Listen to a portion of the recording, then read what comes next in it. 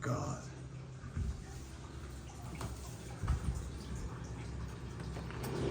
Pretty relaxing, huh?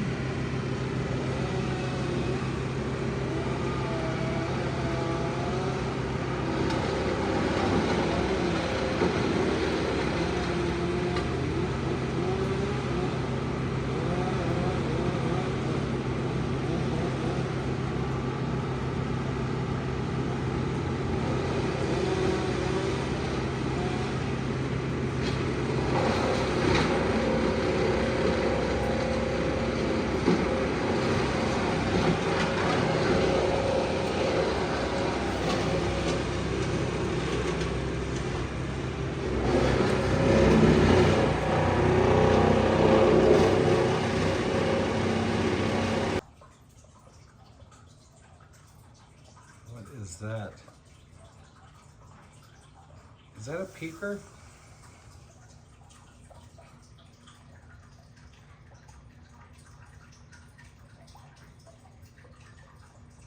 There's a peeker.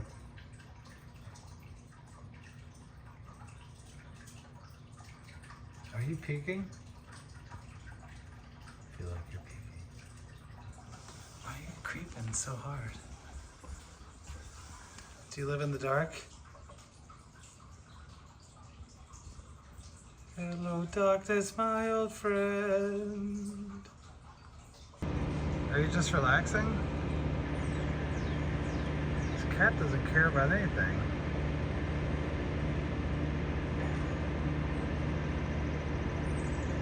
There's a horrible nightmare going on out there, and he doesn't even care.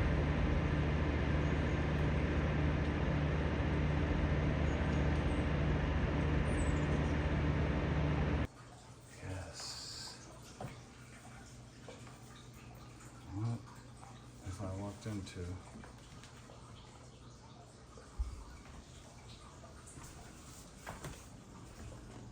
Two muffins missing. Mm-hmm.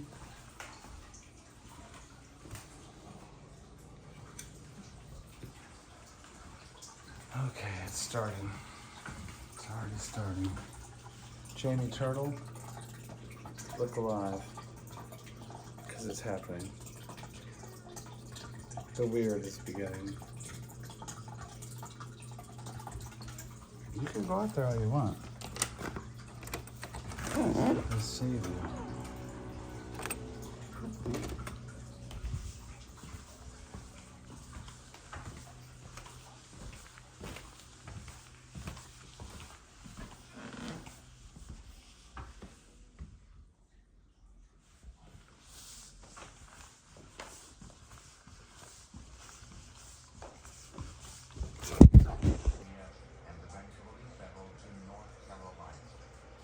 What was all that racket?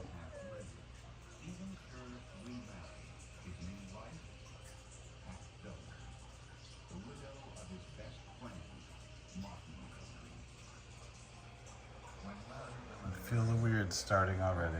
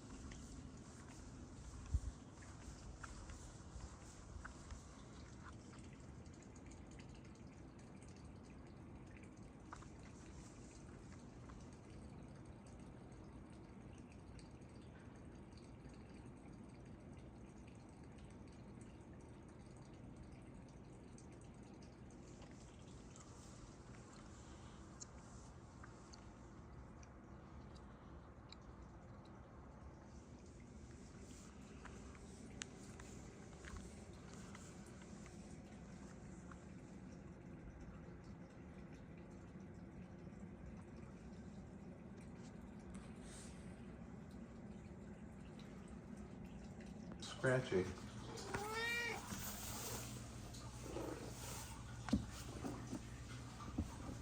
Scratchy.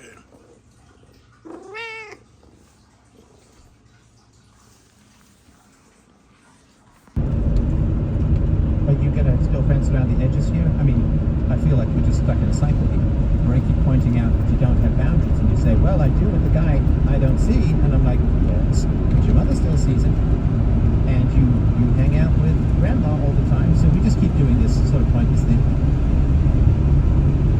Because you're the one who told me that you used to see your grandmother now. You see her all the time. You didn't used to see her much, now you see her all the time, right? Right. With no boundaries there. No boundaries, no judgment, no confrontation, no honesty. And you're still surrendering your mother to her abusive father. My God, do you not care about your mother enough? Judy. Rescue her. Or do everything you can. She's still being abused by her father. And you're like, yeah, well, the real problem in my life is my boyfriend pinched my belly. He's an asshole. No.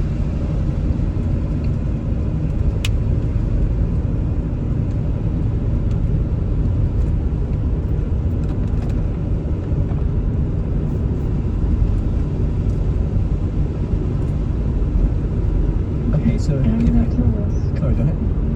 Adding that to the list. And I have a literal notepad in front of me. Okay, well, I mean, AI will summarize it too.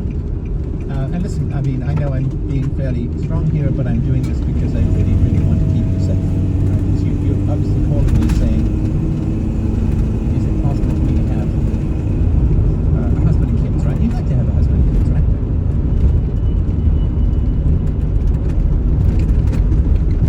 Yes. How long ago did you break up with your boyfriend? In 2020.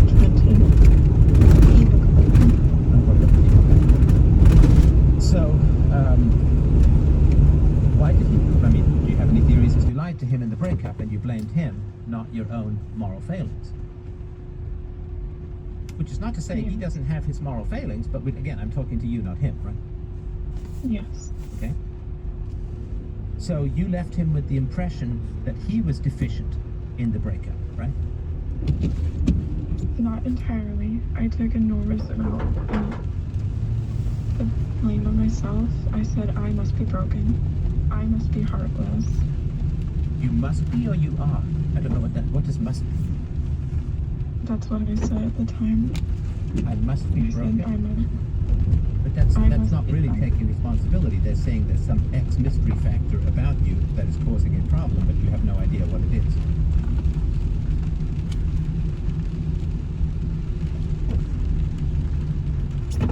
So what faults did you admit to Bob in the breakup? I mean, you didn't admit to the lying, right? Or the manipulation, or the withholding of information, or any of that, right? So what did you say was your fault in the breakup? I didn't admit to any fault. So all the fault must have been his, right?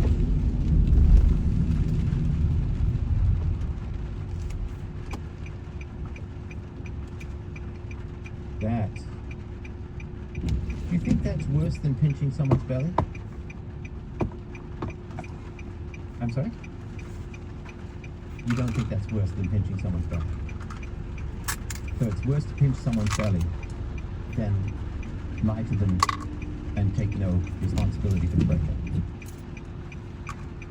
You're absolutely wrong about that. You're so wrong about that, you must be misinterpreting what I'm saying. I think I misheard your question. Okay.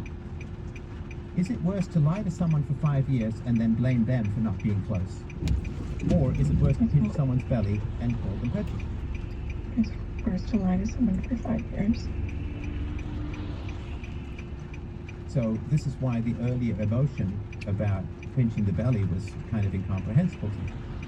Because you'd already admitted to lying to him. At the very beginning you said I wasn't really attracted to him, but I just went along with it.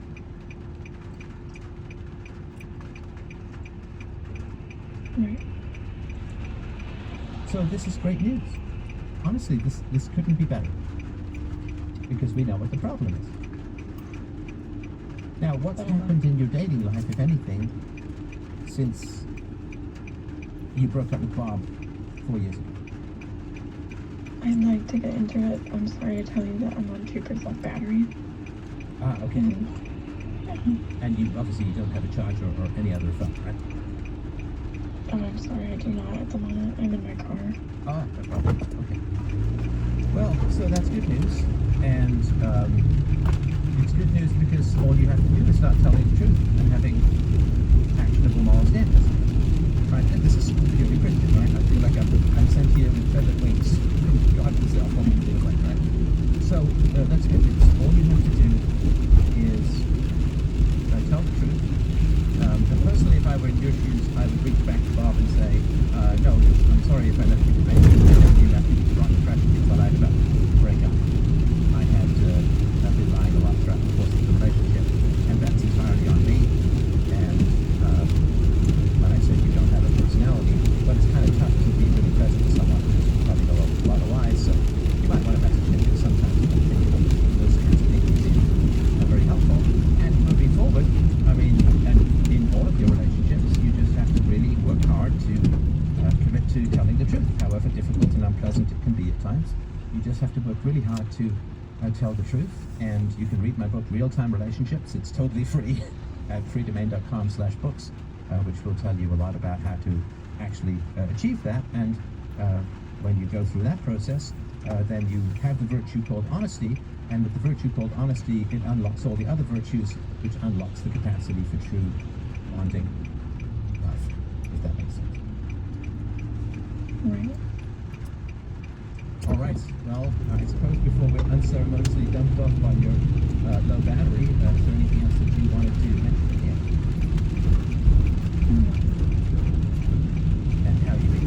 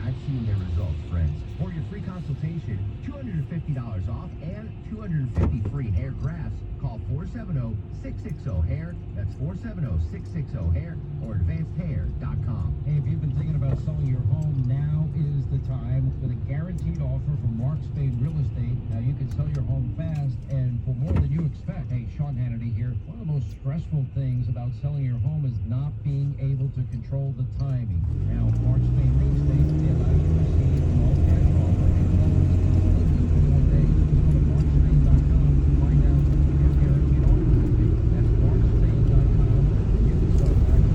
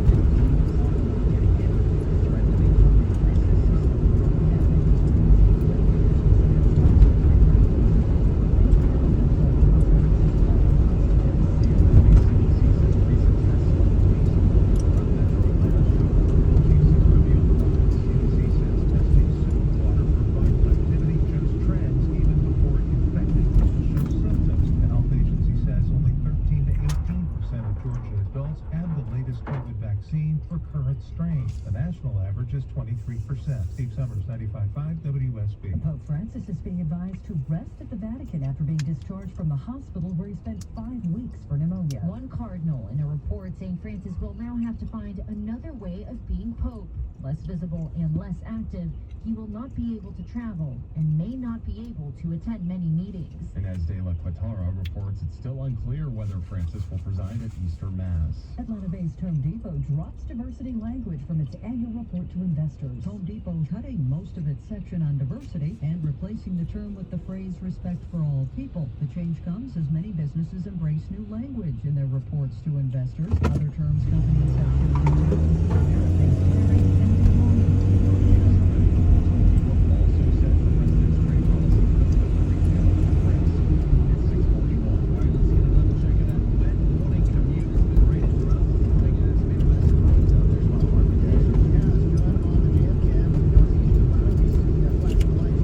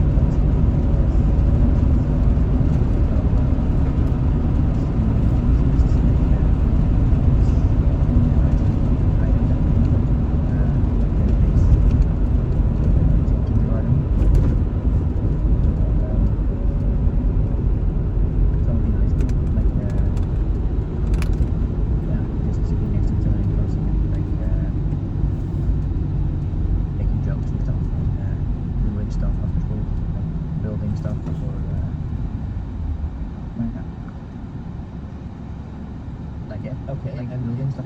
sorry, into adult? What's that then?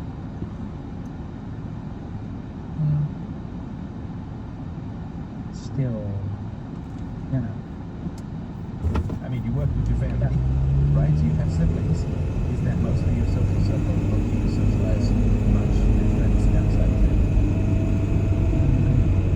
Like more with friends outside the family. Yeah, I think like friends. Or it's also if I live far away, there's some friends.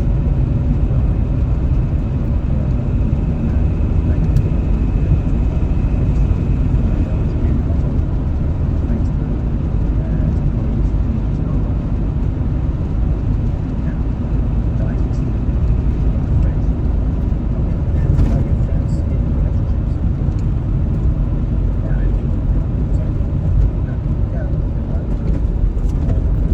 So, like, have they said, you really should not work so much, you should date them more, and, let's at least go out with this, it doesn't have to be a setup, like we've got a date, but, my girlfriend has a friend who is single, and let's all go out. More like that, but give me to some text or yeah, like that, like saying as you of it's crowd to chasing the thing to the door, no, stuff like that. What is it? Well, not really. So, let's say you have half a dozen friends, right? No, they're good friends. So you have half a dozen friends, and each of your friends probably knows at least 3 single men. Yeah. I mean, whether it's other friends or family or whatever, right? So you've got 6 friends. Yeah. They know 3 girls each, and so that's 18 girls that over the last 12 years, or 10 years, or 5 years, you could have been introduced to, right? Yeah. I mean, you just throw a dinner party, and it doesn't have to be awkward. You invite you and some single friends, right? Yeah. So Yeah, what- that- sorry, go ahead. Yeah, but then it's not explicit. Like you, there's some. I think that happened sometimes. I probably didn't click with those girls. Yeah, I don't know what click means, but we'll get back to that. So Yeah, have your friends never said, I'm going to invite this girl to the dinner party or to the robot battle or whatever you're doing. I'm going to invite this girl to some social event. You should chat with her. I think she's nice.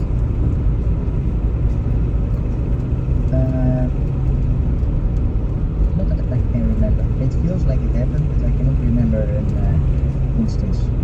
So also the women, right? So you've got 6 friends. Let's say 4 of them have girlfriends or wives. Is that right? Yeah. Okay. So we've got 8 girls that your male friends know. Now women know even more women, and women are constantly keen to introduce their friends to a quality guy, right? Yeah. Because women love to be matchmakers, and it's a great thing. It's a wonderful thing that women do. Oh yeah. It happened. Maybe it happened like well, not with my friends, but with my neighbor. She knew like a very nice register girl down the street. So it and she said that I should go there and less crowd because she was like very high quality. But what I heard, the introduction was not high quality. So So the introduction, not high quality. introduction of my neighbor was there's a girl there, very nice and sweet. She just broke up with her boyfriend because he cheated on her. And I suppose you should go talk to her. Okay, That was not sorry. You're not letting me do my part of the conversation. I'm talking about your friends, right? So your neighbor, Yeah. some cashier girl, is not part of what I'm talking about. So let's say that your male friends know 3 girls, 6 male friends. That's 18 girls they haven't introduced you to. Let's say that 4 of the girls of your 6 friends, also they maybe know 5, right? So that's another 20. So that's 38 girls that your friends and their girlfriends know that have not been introduced to you. Now, so why aren't your friends and your friends' girlfriends in particular, why are they not introducing girls to you? Why are they not introducing you to girls? One guy says that I don't talk different to girls, so I should first don't talk like weird stuff, like I don't know, like I'm very open and direct about everything, or how big our study debt is, the total money. Okay, so How it's going. you'd meet a girl and you'd ask her bank balance. Yeah, And why would you do that? very I have like an idea. A lot of people don't have like a good feeling of how everybody else's money works, and I also didn't have that till I started to do that. Now I don't do that anymore. I just wanted to know how other people's finances work. So I would just ask everybody how much money. No, this is tautology, right? So when I say, why do you ask women their bank account? You say, well, I'm curious about their finances. But that doesn't answer the question. It's describing what you do. Well, why are you going north? Well, I want to go north. Yes, but why do you want to go north? Right, so why do you want to know about women's bank account? Because I don't get women finances, then I didn't get it. Now I sort of get it. It's different for how they get money and spend it, what the balance is. I was just interested in just do like all the different stuff with their money. Okay, but why? You just saying I want to know, but why do you want to know? On the first day, or the first meeting, or whatever. And I'm not criticizing, I'm just, I still want to know. You have a feeling that you want this information for, because you could ask a woman for just about anything. But you ask about the bank account, which must mean that you're suspicious of something, right? I mean, let's just be honest, right? You think she's a spendthrift, you think she's heavily in debt, and you don't want to pay her bills. Is it something like that? No, it's not some. I don't think it's something like that. But after I heard most of the women's stories, it is something like that. My interest is not. There's not much interest left at that moment of the ritual. That's really that interesting. Or I talk about studies. Okay, so I still don't know what you mean. So you would ask women about their bank account, right? Yeah. Now, I mean, I don't know your culture.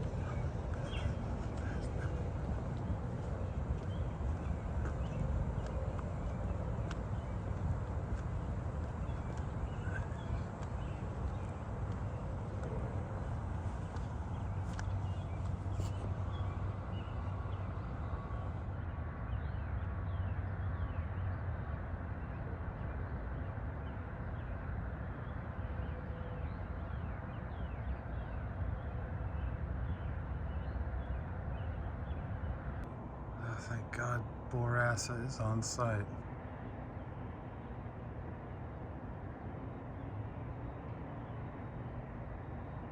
To take advantage of this sweet deal, ZRS can bring your carpets back to life with their exclusive cleaning technology. By using ZR water, ZRS is tough on your carpet stains without using soap or harsh chemicals. The best part is your carpets will stay cleaner longer, so you and your family can continue walking on soft and fluffy carpets day after day. Don't just take my word for it. ZRS has over 20,000 reviews and a 4.9 rating on Google. They don't run this sale often, so don't wait. Now 770-242-1313 today to get 3 rooms of carpet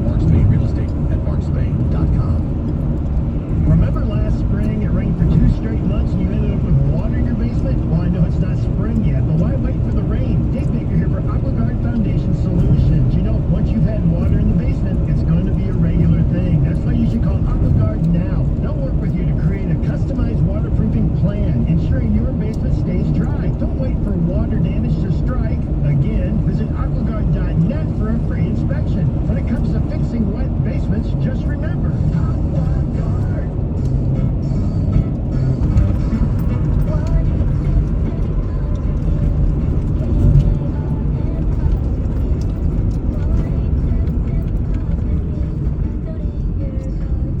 Donate today at carsforkids.org. That's cars with a K. Your car can be picked up as soon as the next day. Receive a tax deduction and vacation voucher.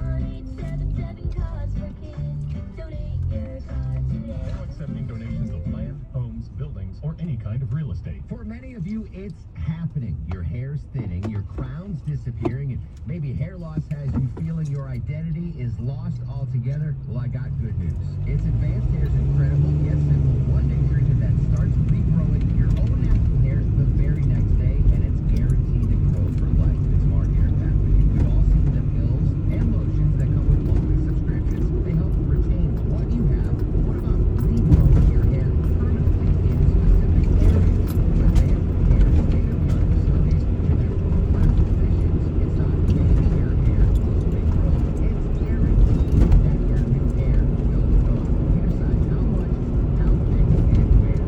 Advanced Hair has changed tens of thousands of lives, and I've seen their results, friends. For your free consultation, $250 off and 250 free hair grafts. Call 470-660-HAIR. That's 470-660-HAIR or advancedhair.com. WSB Money Update brought to you by Mark Spade Real Estate. Here's Bloomberg's Nancy Lyons. Cost of that pretty temperature is expected to stay high for a while longer. Coffee prices are topping $4 a pound before retail, with hot, dry weather over the past few weeks impacting the coffee crops in Brazil. Americans are drinking less orange juice. Consumption has more than halved since peaking in the late 1990s. As a result, price juice futures have dropped 45% since the start of the year.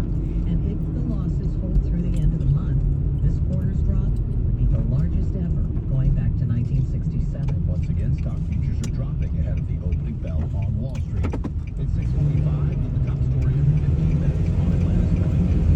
Presidential General Mr. Joy was not had a really solid year for the job. His tenure was marked by the COVID-19 pandemic, a surge in mail-in ballots, and the introduction of electric postal trucks. The service has been struggling to stem losses. Jennifer King reports that Joy with Doge and said he planned to cut 10,000 postal workers and billions of dollars from the USPS budget to stop losses at the agency. Mail carriers have held protests over the past week against a plan they say will dismantle the service. Updating Israel and more, the UN says it will scale back its presence in the Gaza Strip. UN spokesman Stefan Dujarric says about 100 of the 100 international staffers working in Gaza will be temporarily removed. The United Nations is not leaving Gaza. We remain committed to continuing to provide aid that civilians depend on for their survival and for their protection. The move comes after an Israeli tank strike at a UN compound last week, killing one staffer and injuring 5 others. The FBI announces a new task force to investigate several incidents across the country, including here in Georgia, involving Tesla vehicles, charging stations, and dealerships being vandalized. The FBI now urging Americans to be vigilant around Tesla locations. The FBI saying there's been at least 48 instances in more than 9 states since January, including arson, gunfire, and graffiti. Mireya Villarreal reports U.S. Attorney General Pam Bondi calls the attacks domestic terrorism. The two teachers at the same school are Dane Thomas leads off the fourth. Cleveland center fielder. Bouncer to roll shortstop. Shuffle there. Thomas gets under.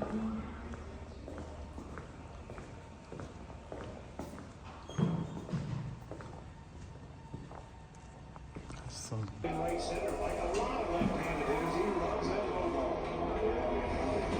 Suddenly with 2 outs, he got second and third. Arias, who walks his first time as the hitter.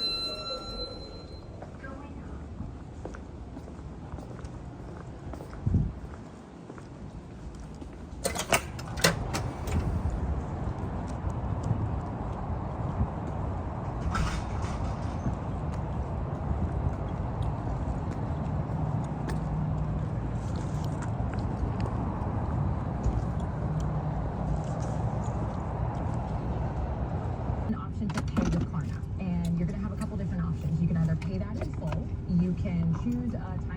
that's more convenient for you. Maybe your paycheck comes in a little bit later. Or you can do 4 interest-free installments if the purchase is $35 or more. Now, you're still going to have to pay that down the line, but if you do pay on time, it's going to be the same total price, whether you pay in full or you do multiple different payments. Not sure Clark Howard would be on board with this one. Money Watch's Kelly O'Grady admits it may not be the best plan for any customers who actually just can't afford their takeout meal for that particular moment. Better find other options. Also watching Wall Street this morning with Dow futures down so far this morning. All futures are down right now. It follows big gains on Monday following an announcement from the White House that the planned tariffs next month on imports may be narrower in scope. Boy, that really caused some movement on Wall Street. April 2nd is what the White House has been calling the Day of Liberation, or when these tariffs are supposed to go into effect around the world on essentially virtually everything coming in from just about every country. But with the word that these tariffs may become a little more industry specific, and perhaps you're going to see some changes in exactly what gets slapped with a bit of a levy and what doesn't. Yeah, we will see. White House correspondent Ed O'Keefe there saying it comes as polling continues to show Americans still very concerned about the economy and about inflation as well, and more now admitting they believe the president should do more to try to help solve those issues in the economy. Well, still to come here at Atlanta's Morning News. Bring on the watery eyes and the runny noses. Yeah, I can definitely tell that there's, pollen in the air, and Zyrtec definitely helps. Yeah, how out-of-towners are joining all of us and feeling the impact of Atlanta's very high pollen count. How high? We'll let you know. Plus, what we know so far about overnight immigration arrests around Metro Atlanta. It's the latest sweep by federal agents. It's 6:58. For only a few more days, you can get 3 rooms of carpet clean plus a free hallway from Zero Res for only $109 when you mention me, Chris Ciampa. This offer ends soon, so schedule your appointment now before it's too late. Schedule online at ZeroResAtlanta.com. Dramatically improve the look of your home and make your neighbors say, wow, with a new garage door. Hi, I'm Dan Watkins, owner of all 4 Seasons Garage and Entry Doors. Replace that ugly, outdated garage door with a beautiful, modern, energy-efficient door that will add to your home's value and curb appeal. At all 4 Seasons, we offer fast service, affordable prices, and a huge selection of styles, colors, and custom features. When trust matters, trust us. All the number 4 SeasonsGarages.com. Got a leaky pipe? Trouble with your AC? Ace Hardware Home Services is right around the corner with trusted pros to fix. From plumbing to heating and cooling, we'll keep your home running smoothly all year long. Get help today at AceHardwareHomeServices.com. The Mortgage Advisory Group has a question for you. Is your retirement inflation-proof? Your mortgage and retirement should score your own fixed income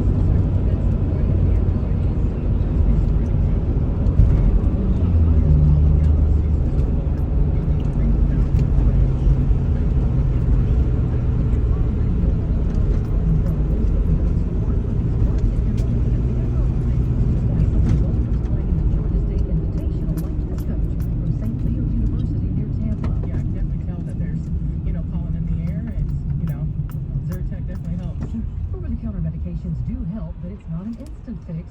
And for these golfers, it's not just a difficult course and the bunkers that they're trying to overcome. I had my nose running pretty bad. It's Sabrina Cupid, 95.5 WSB. Now, doctors with Atlanta Allergy and Asthma say you can help yourself by keeping your windows closed at home and in your car, and showering at night before you go to bed to remove any pollen that is settled into your hair or on your skin. You want that out of your bed if at all possible.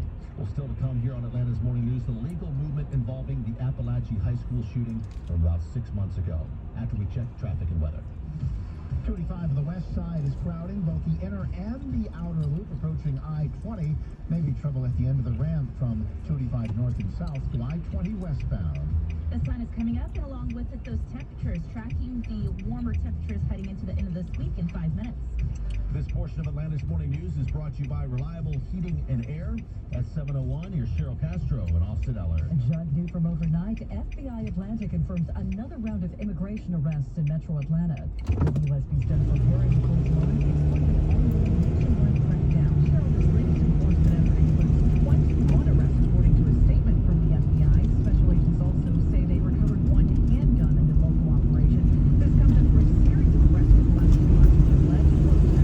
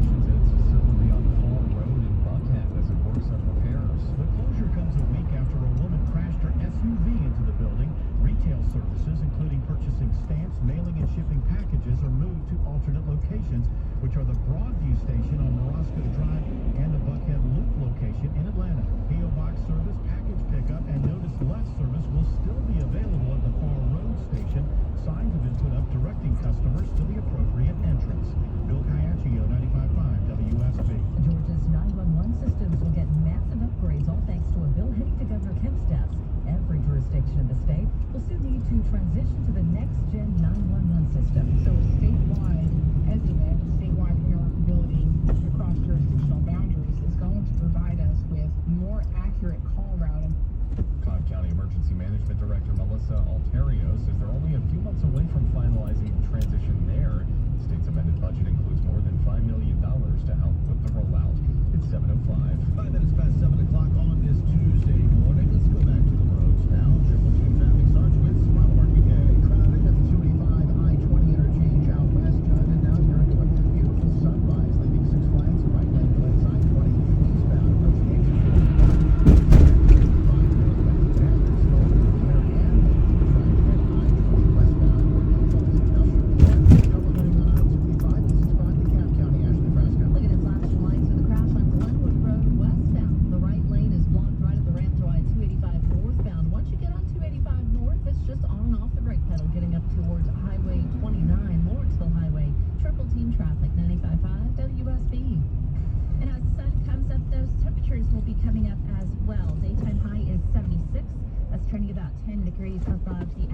high for today, and will be 10 degrees warmer compared to yesterday when we had all that cloud cover. Lows tonight will be in the mid-40s. Tomorrow, sunny skies, high 74. And on Thursday, mostly sunny. Morning low 46, afternoon high 75. Right now it's 46 degrees in Stockbridge, 42 in Austell. Meteorologist Christina Edwards, 95.5 WSB. All right, Christina, still plenty to do here on Atlanta's Morning News. And on the way, after this month's surprise reversal on his previous pick, President Trump now plans to turn to run the Atlanta-based CDC. This person will not have to go far to take over the job. Plus, the latest hit may not see as many interest rate cuts from the Federal Reserve as some had predicted through the course of this year. It's 7:07. If your home was built more than 20 years ago, you probably have drafty, outdated single-pane windows. It's Ted and Jonathan from North Georgia Replacement Windows. If your windows are single-pane, rotting, old, or you simply want that updated look, upgrade to beautiful Infinity from Marvin Fiberglass Windows now. Experience the difference at your home or in our new Alpharetta showroom. 0% interest available.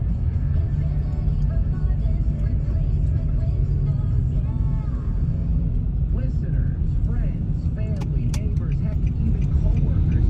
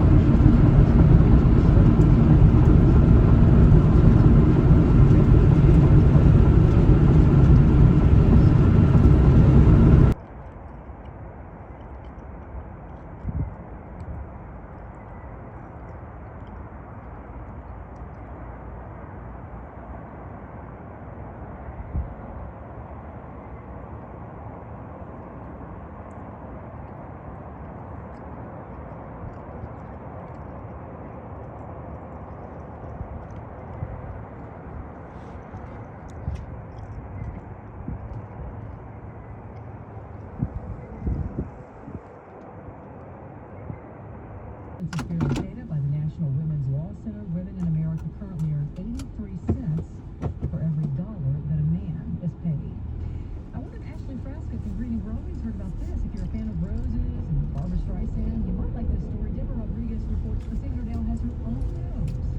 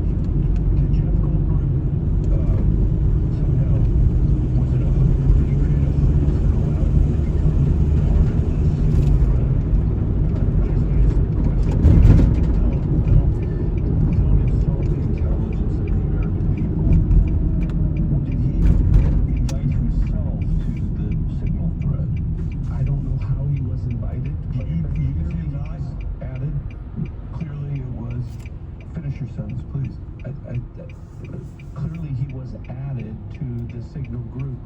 Your question is, you don't know that the president's national security advisor invited him to join the Signal thread. Everybody in America knows that. Does the CIA director not know that? I've seen conflicting reports about who added the reporter to the Signal message. It's perfectly appropriate that there was a reporter added, especially one that the Secretary of Defense says is deceitful, highly discredited, a so-called journalist who's made a profession of peddling hoaxes over and over again. Is your testimony that it was appropriate that he was added to this single thread? Oh, of course not.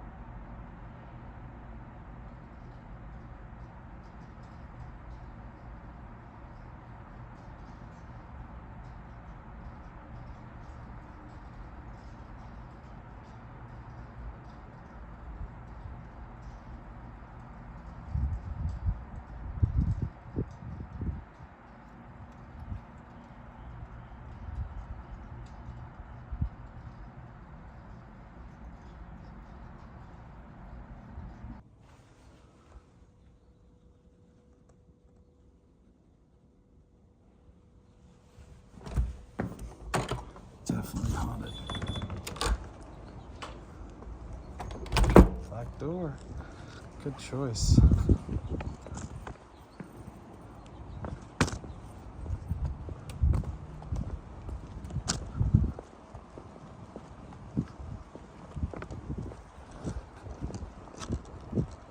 Her voicemail because I knew it was my favorite restaurant, and somebody felt the need to call and leave a message for my assistant to relay to me that if I knew the politics of the owner of that restaurant, I would not eat there.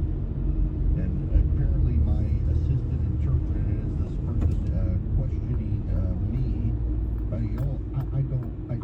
They have these meatballs with this habanero sauce on top.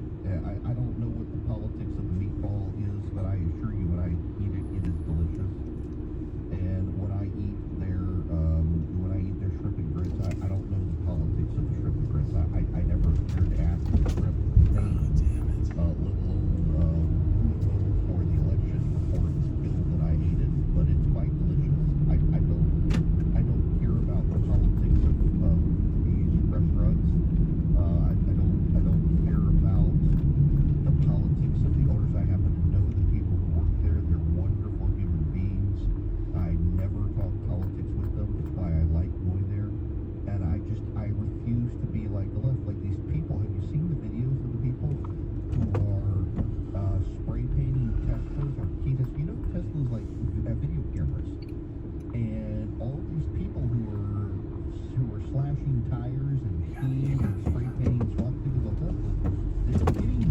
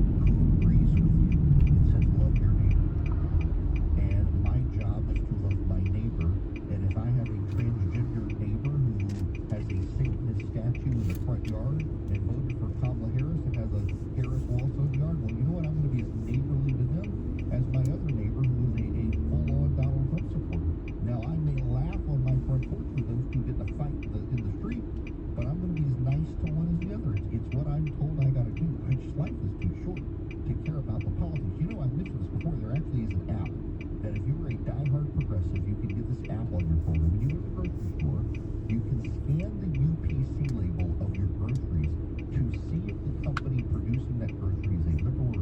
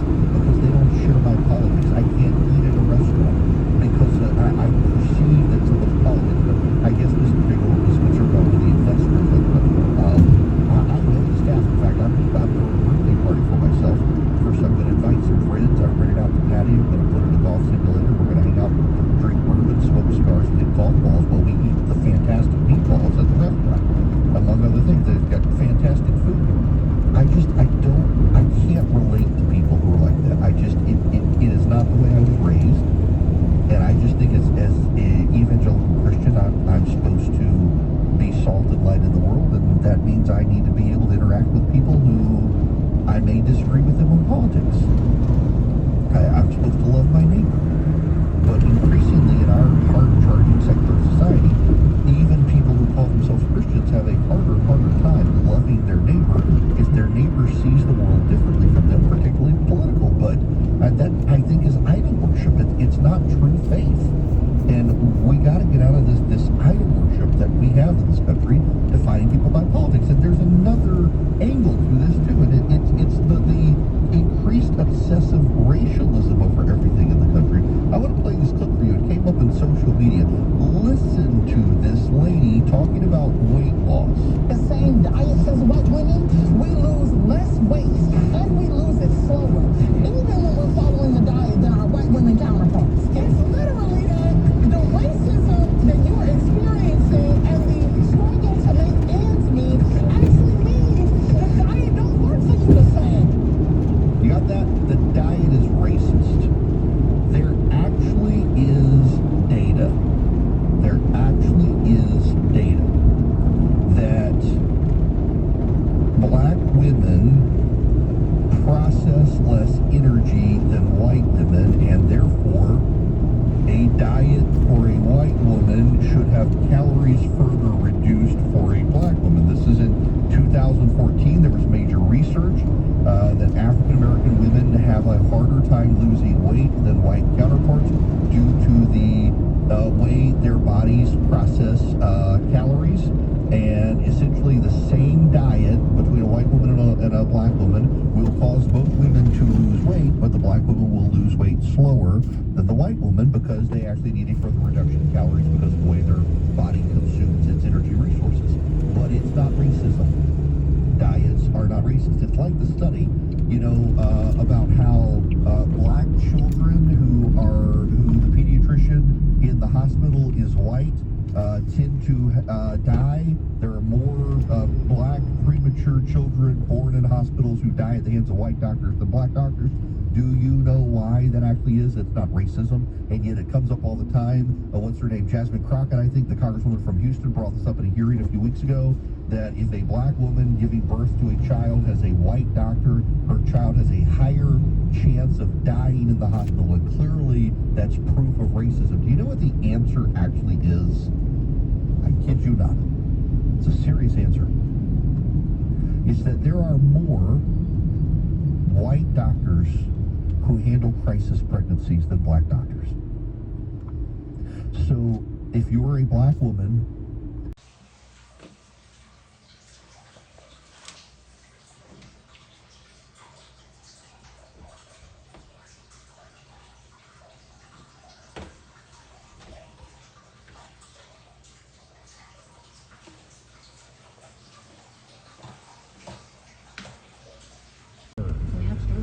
notoriously connected to music piracy before re-emerging as a subscription music service, has been sold to Infinite Reality for $207 million. Jennifer Geiger reports Infinite Reality plans to transform Napster into a social music platform, allowing artists to connect with fans. The brand has had multiple owners since its original shutdown back in 2002. It's Because there's been some recent research done that Americans are actually paying more for some nostalgia services and products. Definitely, that brings up nostalgia for me. That's some early music streaming right there. Stuff I used to dabble in just a little bit. We're going to check in with Clark Howard after we check the roads, and then also that's what's fun about there. So here's some shout out to the county guys all the time. Like Donna Scott, great country forum.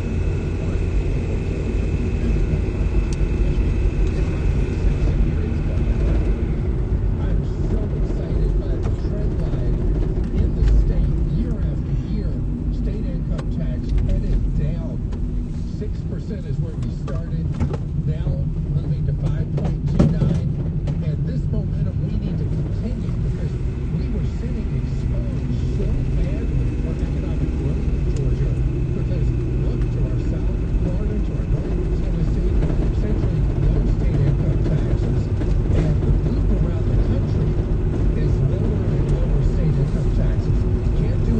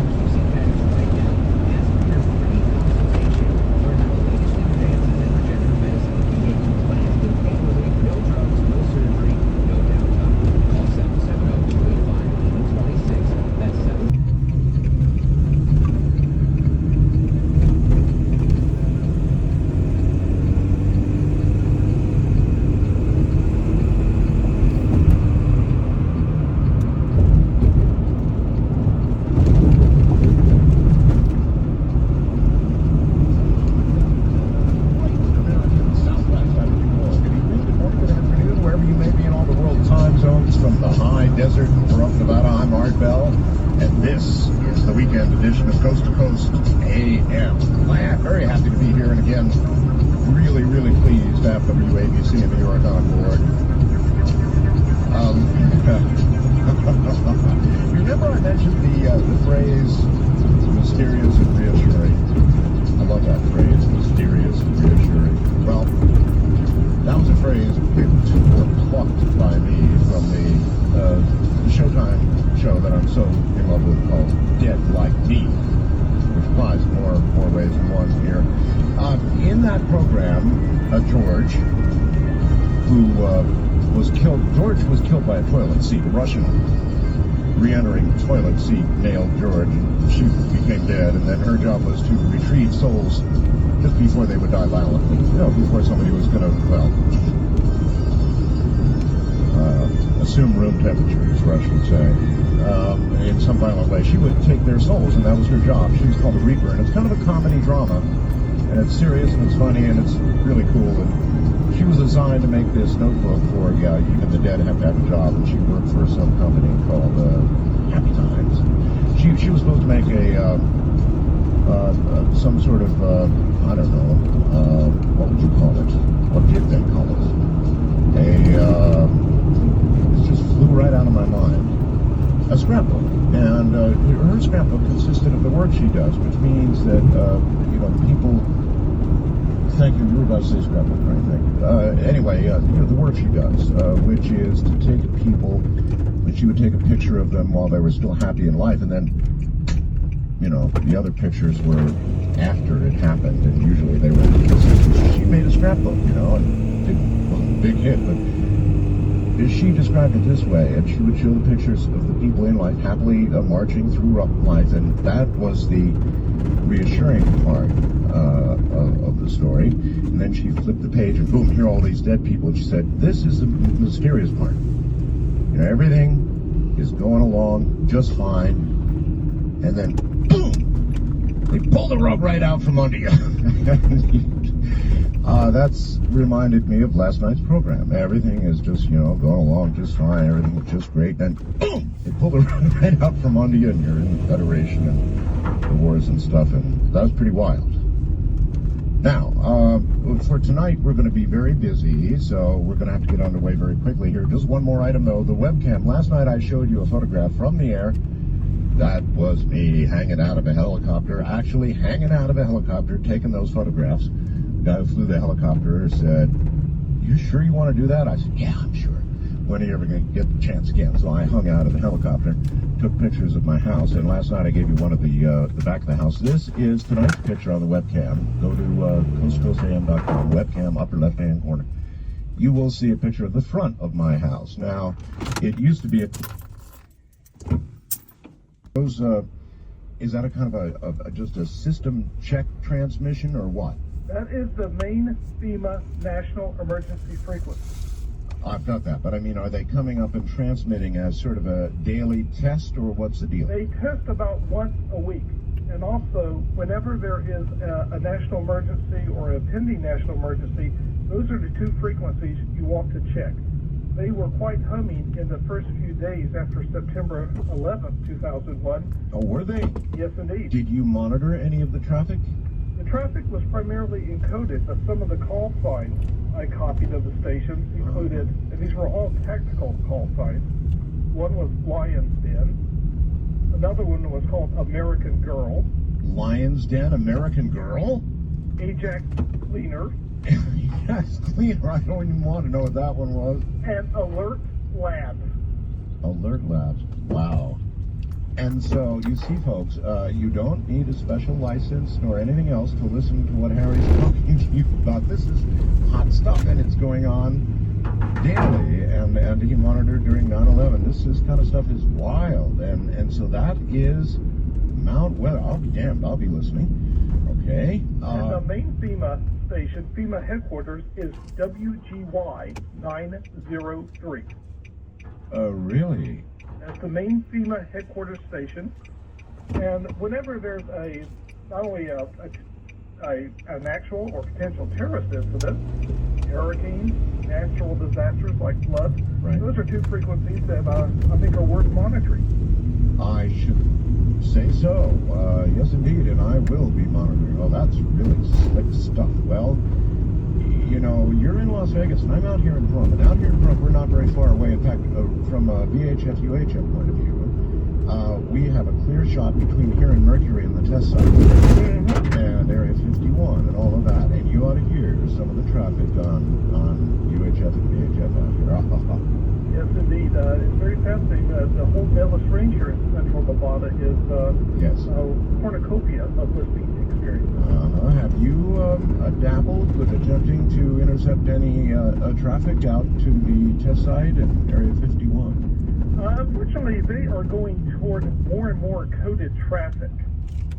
So it's very difficult to tell what is being said even when you intercept the transmission. Alrighty, that's a worthwhile topic in itself.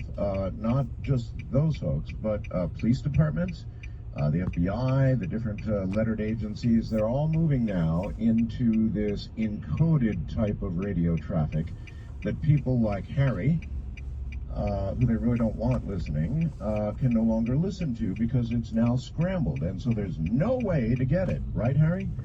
No way that we can decode it. However, there's still a lot of interesting things in the clear. For example, the CIA still and the Cuban intelligence service still transmit a lot of messages which, while they're in code, you can receive on the conventional shortwave receiver, as does Israel's Mossad intelligence service. Why would they transmit it in the clear? I mean, the CIA of all people, why would they be? It's because the messages are sent in groups of numbers of 4 or 5 digits wide. So that you don't copy them now to read the message unless you have the appropriate coding key, as you don't know. Oh, now we're talking number stations, I guess. So I've run into them myself quite a number of times over the years. You'll be tuning around in the shortwave bands, and all of a sudden you'll come upon a very clear voice. Typically, I've heard a woman's voice more than anything else, and should be doing something like this: 5834769184773, and that's all she's doing, reading endlessly these numbers, 5 numbers, right? And the messages are generated by the same machine used by the telephone company to tell you that you use an incorrect or discontinued number. You listen to the same inflection as on each digit. The general rule, if a station is transmitting numbers, typically in Spanish that we hear in North America, if they're in groups of 5, they're coming from Cuba. If they're in groups of 4, they're coming from the CIA. Really? Yes, we know they are being transmitted from the CIA locations, transmitting facilities near Warrenton, Virginia. Kidding. Now, how do you know that? They have been traced by listeners using portable shortwave receivers near these sites. As you might imagine, they'll drop the antenna down so that it's as minimally sensitive as possible, and the receiver will still overload near these transmitter sites. That's true. That's how they're able to detect them. So, what is your best speculation, Harry? Is this the CIA talking to its operatives around the world, its undercover people? That appears to be the case. There have been cases where agents have been busted, particularly in Central America, and they have found the shortwave receiver along with these messages in blocks before that have been copied. They use a method known as one-time pass system. The one-time what? One-time pass. Oh, pass system, right? Yeah. Which means what? The agent copies down the blocks of numbers. They turn to the appropriate page in their book, their passbook. They will either add or subtract another corresponding sequence of numbers to the received message. Then their resulting groups are matched up against the master code system. Now, it's a cumbersome method, but unless you have appropriate copies of the matching path, You're never going to decide. right, it's almost unbreakable. And these signals, because they're transmitted on shortwave rather than some other manner, go around the world, courtesy of the ionosphere, bouncing up to the ionosphere, back to Earth, opposite the ionosphere, back to Earth, and in such a way to go all the way around the world, right? They can be heard throughout the world, particularly at night. If someone will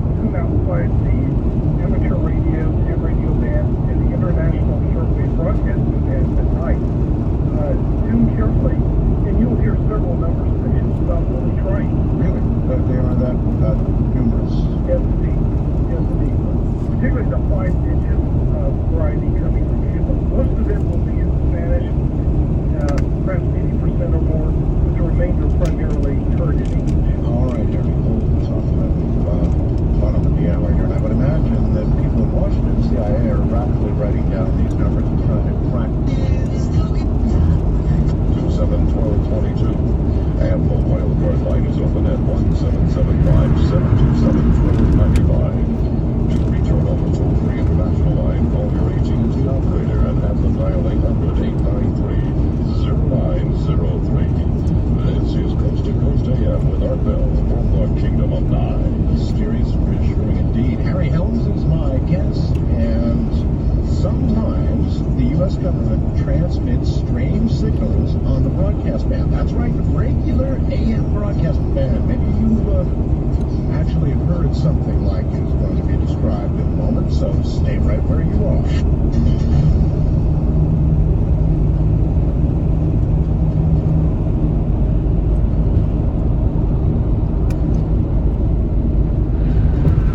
That's good. The rumors were wild, absolutely wild for those who listened to the AM broadcast band. There was some strange, unidentified signal just above 11 on the dial, 11:30, 11:40, I can't remember, just above 11 on the AM dial. There was this weird signal that people were hearing. You know something about that, Harry? Well, Art, that was one of the more interesting experiences I had late February of 2001.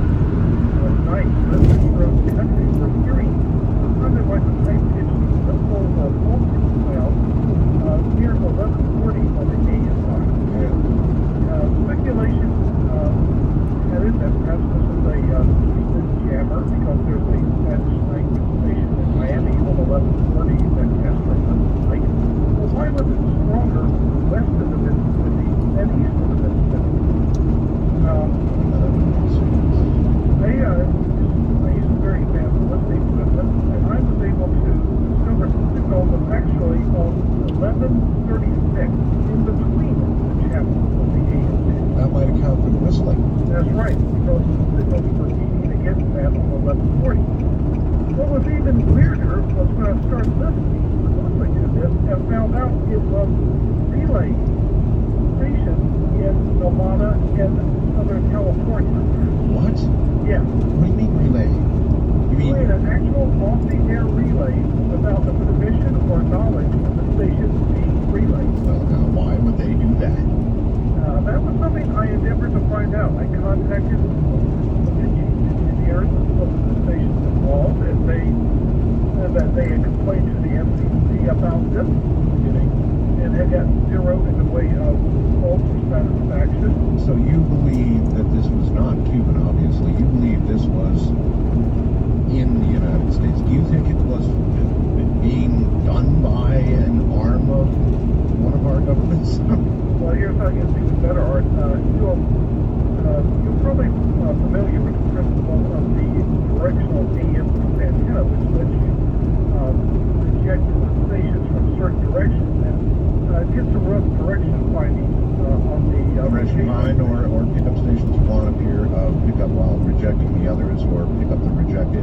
Yes, The signal was coming from apparently a location right in the middle of the Nevada test site. This test site. Well, now, why would the test site, as much as they have to do up there, whatever they do, why would they do something like that? That's a very good question. Now, the other part of it is, what did the FCC know and didn't tell the engineers? It so happened toward the end of February 2001, the engineers of several stations on 1140 agreed that at midnight they were going to shut down their transmitters for a few seconds to a very accurate location to be determined for the signal. No kidding. I had no idea that occurred. So they got agreement from all the stations on that frequency to shut Southern California and in Nevada. And they did that? The signal disappeared a couple of minutes before stations were pushed in the air. Oh, there must have been a leak, Harry. Well, it was better. I called the FCC Enforcement Bureau in Washington and asked them what was the signal about. They claimed they knew nothing about it. Then I called the regional enforcement officers in California and then ones in Nevada. They also knew nothing about it. Then, a couple of days later, on the day when I was out, there was a message left for me by someone from the FCC who did not leave his name saying, "We busted a pirate radio station in the Las Vegas area." In Las Vegas. One of the chief engineers, You know what, Harry? I don't know if I buy that. A pirate to create that strong a signal. There's no way, Art. No way. I don't buy that one either. A pirate, he's barely going to have an antenna up, and he's going to affect people in his neighborhood, maybe even within the city limits, sort of, maybe. But to have something of that magnitude, no way. One of the engineers relayed eventually told me that the FCC said, "We're aware of the signal. Don't worry about it." Oh. And the other one, who knows some people who work up at the Nevada test site, said it's actually some project they're working on out in S4. S4? Yes. Oh, it must be fun to be in the government way up where you can just sort of, there are no rules really except the ones that you make, I guess.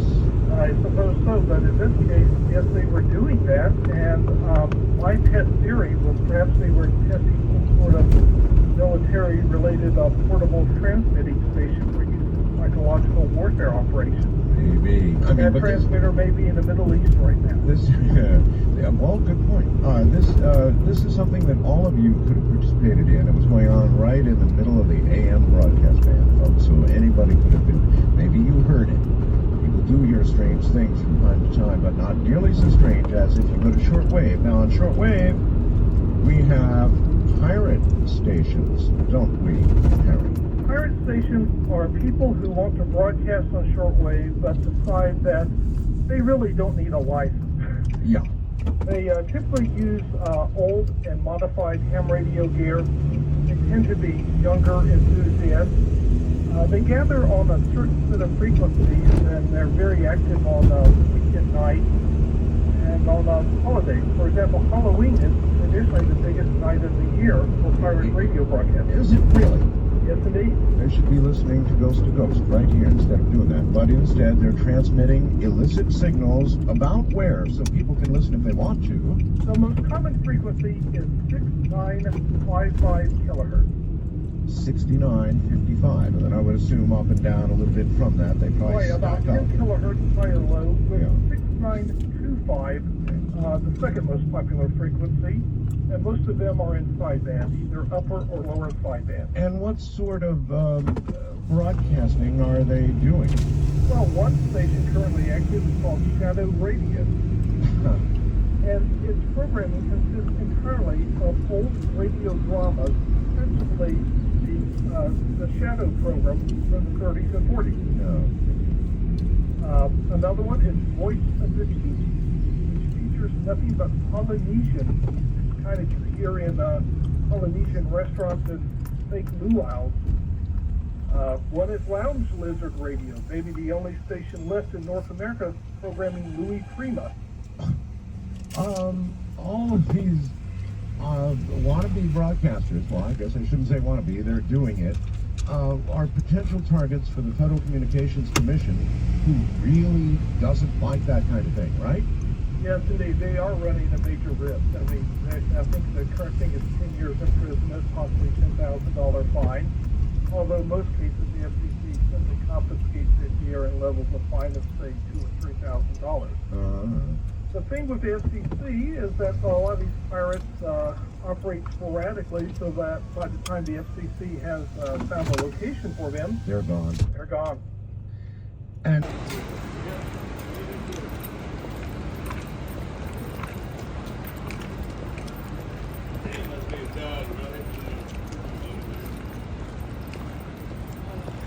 Makes me want to go just rub my nuts in. Yeah, exactly. Don't get that on. Just get it started.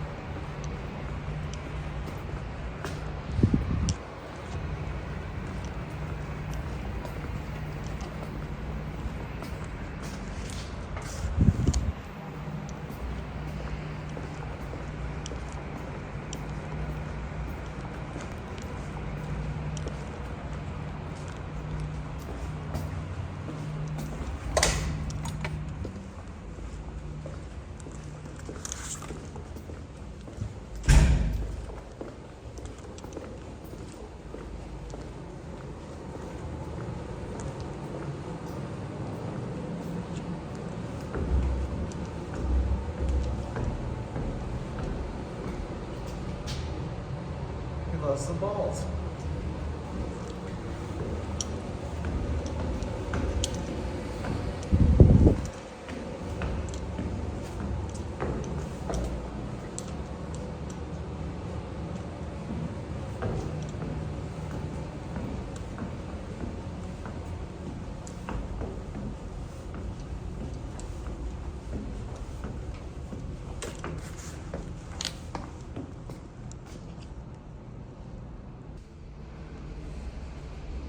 Lower level.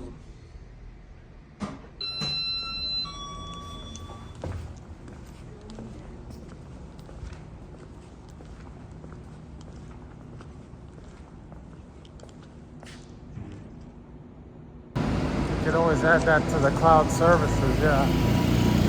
Right. Something along those lines.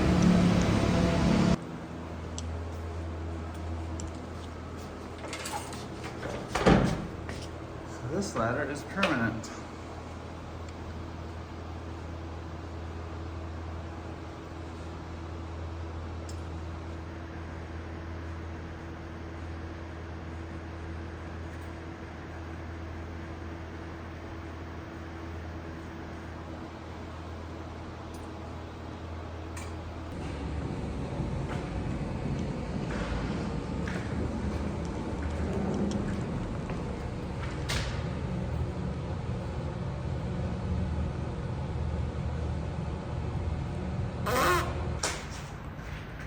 Brought my goldfish crackers in case I need them.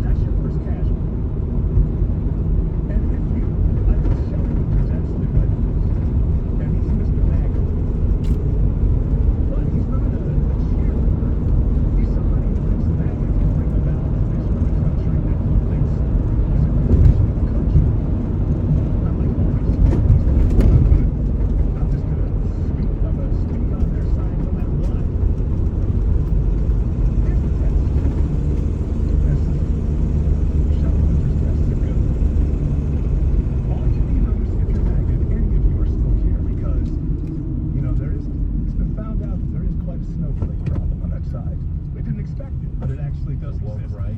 Well, yeah, they just don't like to hear people criticize themselves or...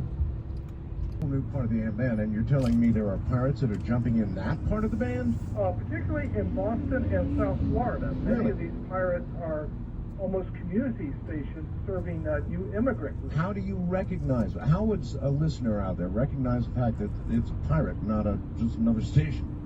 Well, one thing, the technical quality usually will not be as good. You will often not hear any commercial. You will never hear call letters used or anything that a conventional broadcaster will use. For example, we have one pirate right now on 1650 here in Las Vegas. You do? Yes, indeed, which does not use call letters, does primarily dance music, disco music, but it operates 24/7, and here on the northwestern side of Las Vegas has a very good signal that can be heard quite well. Nationwide, how many of these illicit stations do you think are on the air, Harry? At any given time on the AM band, for example, I would say there must be dozens. It's hard to keep track. So they come and go, and there's no central registry or database. On shortwave, typically maybe a dozen to 18 pirates will be active on a given week. Have you ever, I know you can see you're a ham operator here, earlier in your radio career, Harry, we all have some less than white blotches early in our life. Did you ever venture into the world of, maybe I should ask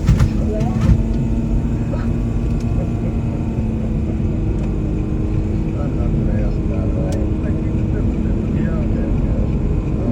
All right, so people can listen to something. How much of the setup, this is a frequent question I get, to listen to the kind of stuff that we've been talking about, whether it's the CIA or the Cubans or the weird signals that are broadcast, how much equipment does somebody have to have?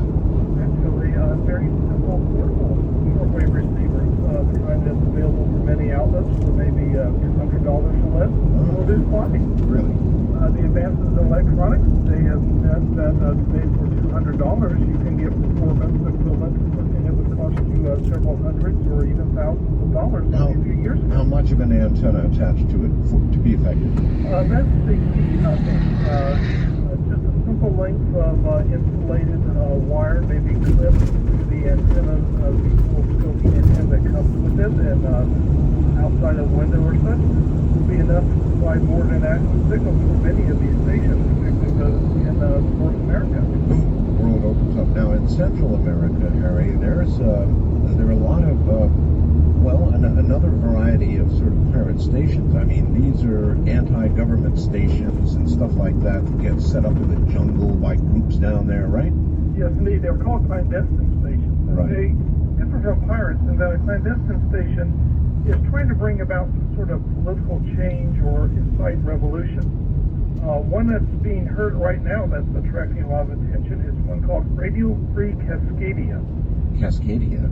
Yes, and it is an anti-Mexican government station that is either transmitting from within Mexico or near Mexico in the United States.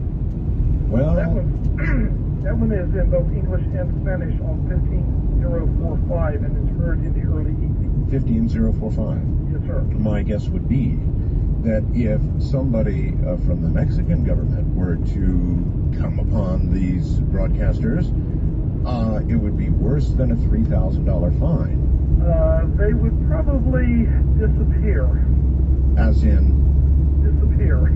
As in a candidate for George to grab the soul. You have that, yes. Liquidation. So a lot of these broadcasters and a lot of these broadcasts that you hear are being done at the risk of the life of those doing it, clearly, right? Yes, indeed. Particularly in Central and South America, there have been cases, for example, where some listeners to shortwave stations have actually heard them being taken off the air with automatic gunfire in the background. Really? Yes, indeed. That would be a dramatic little piece of... by the way, what's the law on taping? I was going to say a dramatic little piece of tape. Can you tape for your own edification things that you hear like this, secret things and stuff. Yes, you can, and in fact, there is no restrictions whatsoever on listening, recording, transcribing, or otherwise making use of these transmissions. Now, there was legislation passed that makes it illegal to listen to cell phone conversations, for example. So you can't listen to anything. You can't listen to cell phones legally, right?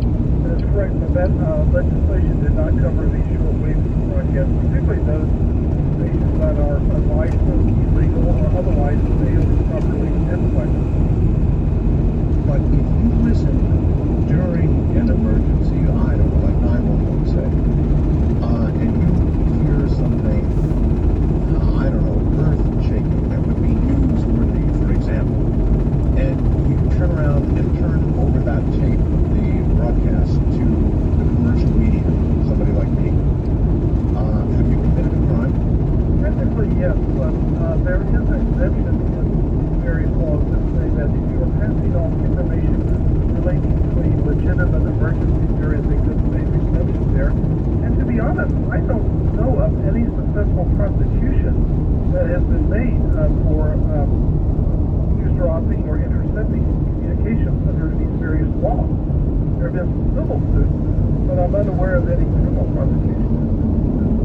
Other than the clandestine radio stations whose motive for operation would be clear, why do you think that current broadcasters do what they do? I think it's going back again to our youth and ham radio, just the sheer joy of getting on the radio and having your voice heard hundreds or thousands of miles away. It's a very intoxicating thing. It's magic. It's magic. Yeah. And I guess maybe could that be why the Federal Communications Commission, when they stumble on a youngster who's just sort of off on the trip you just described, they don't really get them too hard. For most youngsters, particularly the ones under say 18, it's a warning. They say stop it, and then if it persists, when they bring in the heavy guns. Heavy guns. Yes, the fines and the equipment. I see. But there's somewhat understanding of the youngster who is intrigued with the magic of radio. Well, of course, so many of the FCC employees felt that same magic in their use. Good answer. All right, I've done a million fast blasts wanting the frequencies of Mount Weather again and about what times, the appropriate times to listen. They're really interested in that, obviously, so lay it out one more time. Okay, during the daytime, and this is daytime on the East Coast, they operate on 104934. Right. At night, again, this is night on the East Coast, 5211 kilohertz, both times in low frequency side band. They run drills at a regular time, usually once a week. But if there is a significant natural disaster or a terrorist strike, those are the two frequencies that come to life almost 24 hours a day. Yes, now, did you hear what you would describe as, even though you might not be able to understand the transmission, you can understand perhaps if it sounds frantic or it sounds dramatic or different in some way than a normal test? The next following the September 11th attack, there was quite a bit of traffic, threats of voices. However, I was impressed by the remarkable professionalism and calm exhibited during that time. Well, almost every warning we've had of terrorist activity in the country has sort of been followed with an explanation that, look, we've been monitoring the terrorists and the chatter, the telephone or the secret chatter is really at a high level. Do you think they monitor just like we're talking about monitoring? They monitor the terrorists in the same exact way? I think they probably monitor networks the same way, number of stations in the same way. So even if they cannot understand the content of the transmission, the quantity of the transmission, the length of the transmission, whether or not certain transmissions are repeated, those could yield valuable clues. You betcha. Harry, what a pleasure it has been. We're going to have you on and do an entire program on this topic. I just wanted to get their lips wet out there. So, thank you for being here. Thank you for having me. That's great. Good night, buddy. Take care. All right, warning. Major Ed Dames, Dr. Doom is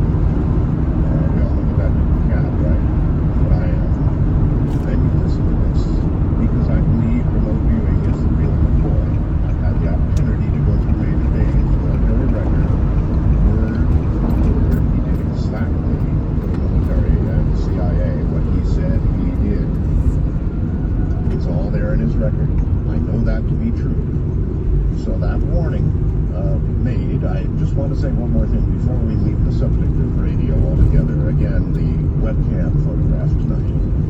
If you go to the Coast to Coast AM website and click on webcam on the left-hand corner, you'll see a photograph of my house retouched by one of my listeners. I thought in a very cute way. That's why I put it up there. Those white poles that you see are about a third higher now than when this picture was taken from the helicopter that I was hanging out of.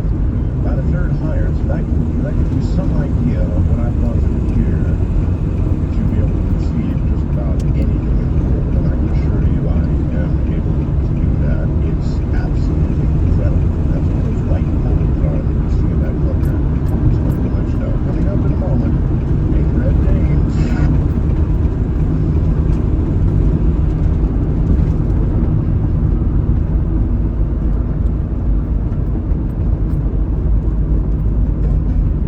Clearly my most liked and hated guest at the same time. The world's foremost remote viewing teacher, Edward A. Dames, Major U.S. Army retired, is a decorated military intelligence officer and an original member of the U.S. Army prototype remote viewing training program.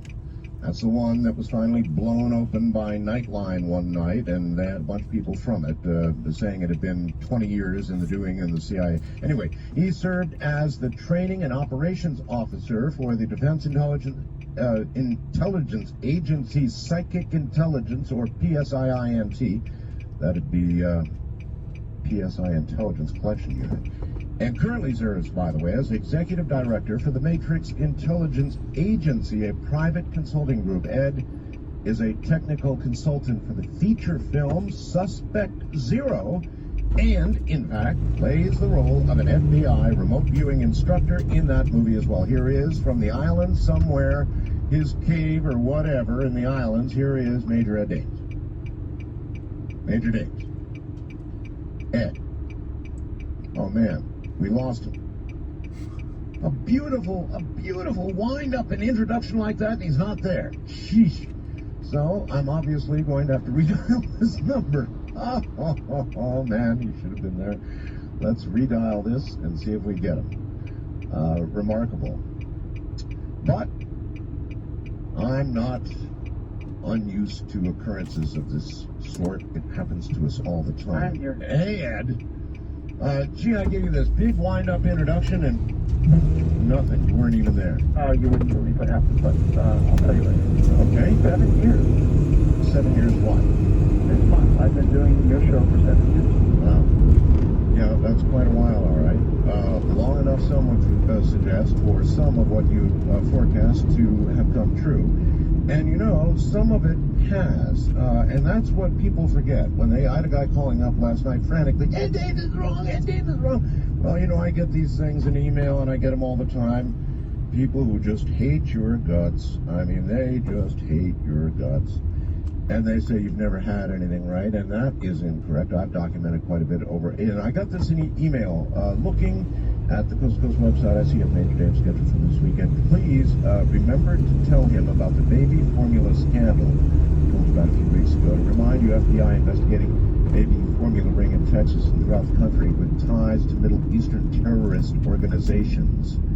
Now, do you remember the whole big thing about baby formula, Ed? What I mentioned was that as part of as training officer for the military team, and this was about 16 years ago, we were looking ahead at events over the horizon that had nothing to do with Department of Defense priorities. But as a training officer, I could slip Mickeys in now and then, which is good for the team, because you want to work a variety of different targets to keep people on their toes so their imagination doesn't, so you don't condition yourself to think that you're dealing with yet another military target. You think yourself into a box of targets over the horizon. And what we're seeing were a great number of human babies dying of starvation and disease. So when I hired all of the original military team members and then later on trained civilians to be world-class remote viewers, we re-looked at this particular topic to see what was going on. And it looks at this juncture as if it isn't because of poison formula or milk, it is because there are no cows. Cows are diseased and dying. That appears to be the reason why over the horizon babies have no milk, and cow's milk, that is. Well, occasionally when you get something that appears to be a hit because it has to do with the same topic, I at least like to call attention to that fact. Over the years, there have been quite a number of them. So, what I tell people is, look, I know remote viewing is real. And by the way, since we're at the beginning of the program, the obligatory, just real quick, I know there's some who don't know what is remote viewing. It's systematic clairvoyance. Essentially, systematic clairvoyance. There's 3 ways you can use it. You can use it to describe a distant hidden target, a person, place, thing, or an event. You can use it to solve a problem, which requires some know-how, or you can use it in a predictive sense, as a predictive study. You want to see what it is in its basic and very, very spectacular form. I would advise those parents who have children in the room, just before you evict your children from tonight's show, and you may want to do that, have your kids go to their computers and hit the website, the URL, readyourteachersmind.com or readyourparentsmind.com. See what children can do. Just mind that little kids kit.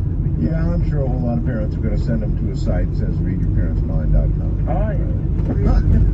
You want to see what we debuted this Mind That Little Kids Kit in Tokyo a couple of weeks ago? Spectacular. These are elementary school kids who are against sealed envelopes and distant targets. You'll see it. It's up on the website. Japanese kids just love it, and they're good at it. Well, they're really good at it. You know, you know what, Ed? I would actually think I might know why that would be. The Japanese are an extremely disciplined people, mentally disciplined. Perhaps not as much in this generation as some prior, but they are, above all, mentally disciplined. And your business, remote viewing, requires discipline of what other people might say is just psychic talent. It requires this great discipline, right? I'd like to say it's mind control. That remote viewing is mind control. You control your own mind. It's an attention management skill and requires a lot of rigor. The reason that really good psychics, we can run rings around them, are because a psychic doesn't have a list of protocols and standards to follow. They'll sit and ponder incoming information, and that's when they'll lose the target. We have a step-by-step procedure that we teach. We're always moving, always collecting the next bit of information, like playing a piano. You don't stop and ponder the note that you just played, you play the next one. We have that, and that's part of the rigor. And it's also designed, the discipline that is, to keep your ego, your wild imagination out of the result. Your imagination and your ego can't be in a remote viewing session, or you will crash and burn and completely lose the target. I have a big ego, but when I put my pen to paper, when I put my pen to paper and start remote viewing, it better be out the door. I can strap it back on again at the end of an hour session. These children's sessions, by the way, are only Can you really turn ego on and off like that, Abe? Can you really? Yeah, you can, because your brain is capacity constrained. Terrific.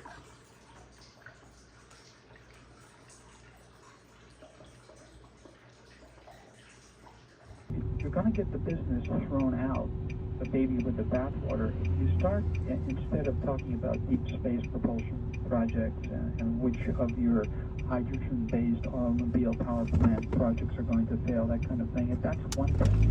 But to all of a sudden you start talking to your clients about angels and terrestrial, other dimensional intelligence and those kinds of things, you're going to lose support.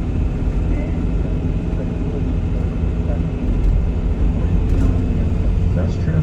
I mean, so you're really not stepping on any toes other than your own when you do that, right? That's correct. It's not, and some of those things are just not politically correct. And some of the things that we talked about on the show and tonight are not going to be very politically correct. Well, I know. All right, so let's talk about some of this. An extraterrestrial agency, it says, has been collecting key material for Earth for at least thousands of years. A specialized team will attempt to interdict this logistic supply route at its primary collection point, and the goal to induce contact. You want to break this one down for us? You know, you and I have to share one broadcast. It's the UFO phenomenon. Oh, yes.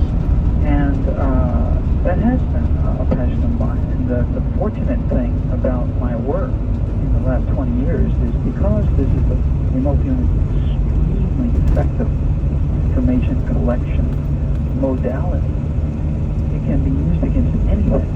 Everything in the global mind is just as a pattern of information, so you can turn your attention and collect information in this very rigorous fashion against anything. Well, there's a lot of subjects I cover on this program that I can't tell you whether true or false or upside down or what. But with regard to UFOs, well, hell, Ed, once you've seen one good and close up, then there's not a lot of wonder. Well, there's a lot of wondering to do, but there's not any wondering about whether they're real anymore, because you know they're real, and I do, so. Well, once we know they're real, that we want the next thing. We want contact. Let's not pussyfoot around here. You and I both would love to have contact. What you mean, we, Tonto? I've thought this one over, and maybe, Ed, and maybe not, because I'm not so sure they're friendly. But that's another topic. We'll get to that topic. Right now, let's stick with what we've got here right now. Information on us has been gathered for thousands of years. I presume that these sightings that we have in our skies are part of that process. Not information, material. I'm not considering the... Thursday morning, got some early trouble on the roads. Let's head back to Triple T traffic now and Smile Mark McKay. Yeah, not too far from the home of the Braves, the Battery. We see police and fire on the scene. Looks like a tractor trailer went off the roadway, done some guardrail damage as well. No ramps are blocked, but we're near this ramp that always finds trouble when a tractor trailer can't make the transition from 285 East, the inner loop, to I-75 North exit 20. Again, just slow the roll as you leave the Cobb Parkway area on that lower ramp that heads 285 East toward that 75 northbound on-ramp. The downtown and midtown Atlanta perspective now, Ashley Frasca. Trekking through just fine on the downtown connector. Speed limit in both directions right now, 75, 85 north and south through the heart of the city. Traffic brought to you by PureTalk.com. It's time to ditch big wireless. PureTalk gives you unlimited talk, text, and data for just $25 a month on their 5G network. Dial pound 250. Say keyword switch now to save 50% off your first month. Truckle Team Traffic, 95.5 WSB. Well, Storm Tracker radar checking clear for Metro Atlanta. The high today could creep into the upper 70s here Thursday. Plenty of sunshine. We'll just get into the mid-50s tonight. Possibly see 80 degrees tomorrow before the chance of rain really goes up later on into the weekend. Christina Edwards' 5-day forecast is coming up in about 6 minutes. But coming up next, this face has been on local news now for 40 years. Now he's set to receive a major journalism award, not before speaking with our own Scott Slade. How important is Mark Winnie's face? It's everything, and it provides the guideposts by which I operate personally and professionally. Scott Slade's Georgia is next. It's 5:42. It's a great time to get a guaranteed offer on your home from Mark Spain Real Estate at markspain.com. Don't miss your chance to take advantage of the 5G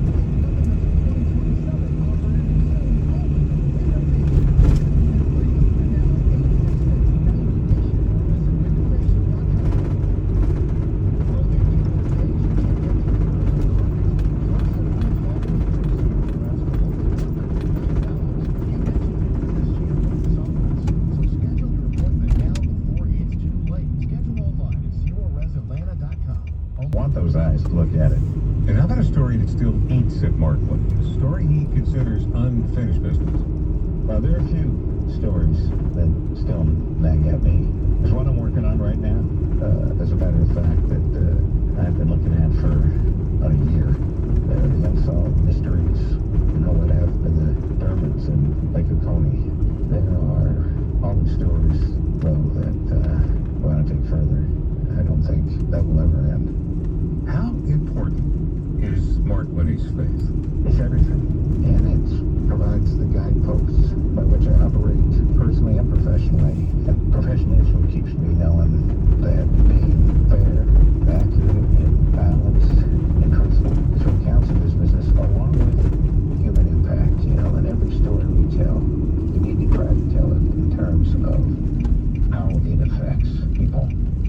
have the most important information in the world, but if you don't give people a reason to care, it's of no account. And if you think this veteran reporter is going to be phoning it in the future, That I enjoy the thrill of the chase, the thrill of the hunt. I enjoy trying to get a story nobody else has and telling it in a way that will mean more to our viewers. congratulations to Channel 2 Action News investigative reporter Mark White, among those being inducted into the Georgia Association of Broadcasters Hall of Fame this weekend. Jeff. Thank you, Scott. Yeah, Mark Whitney, he's been telling these news stories in Atlanta for 4 decades now. Doesn't seem like he's ready to stop anytime soon. Hall of Fame induction will be tomorrow night. All right, we'll help you plan your weekend with Christina Edwards' 5-day forecast. That's on the way. But right now, back to the roads we go. Triple Team traffic, and here is Smiley Mark McKay. Got some trouble as you work your way out of the city, 75 to 85 southbound near the area of the Georgia State Center Park Stadium, University Avenue. Looks like all lanes are currently being held. We'll monitor that. We are certainly monitoring an issue in the Cobb Cloverleaf that's causing a slowdown. No closures yet. Tractor trailer off the roadway on 285 East, ramping to I-75 North. That ramp is currently open. Are we on time in? Well, it's the most powerful that we know about. I'll tell you right now, at this moment in time, it's still the most powerful thing that we have, and it's a great deterrent. But the existence of the program is not secret.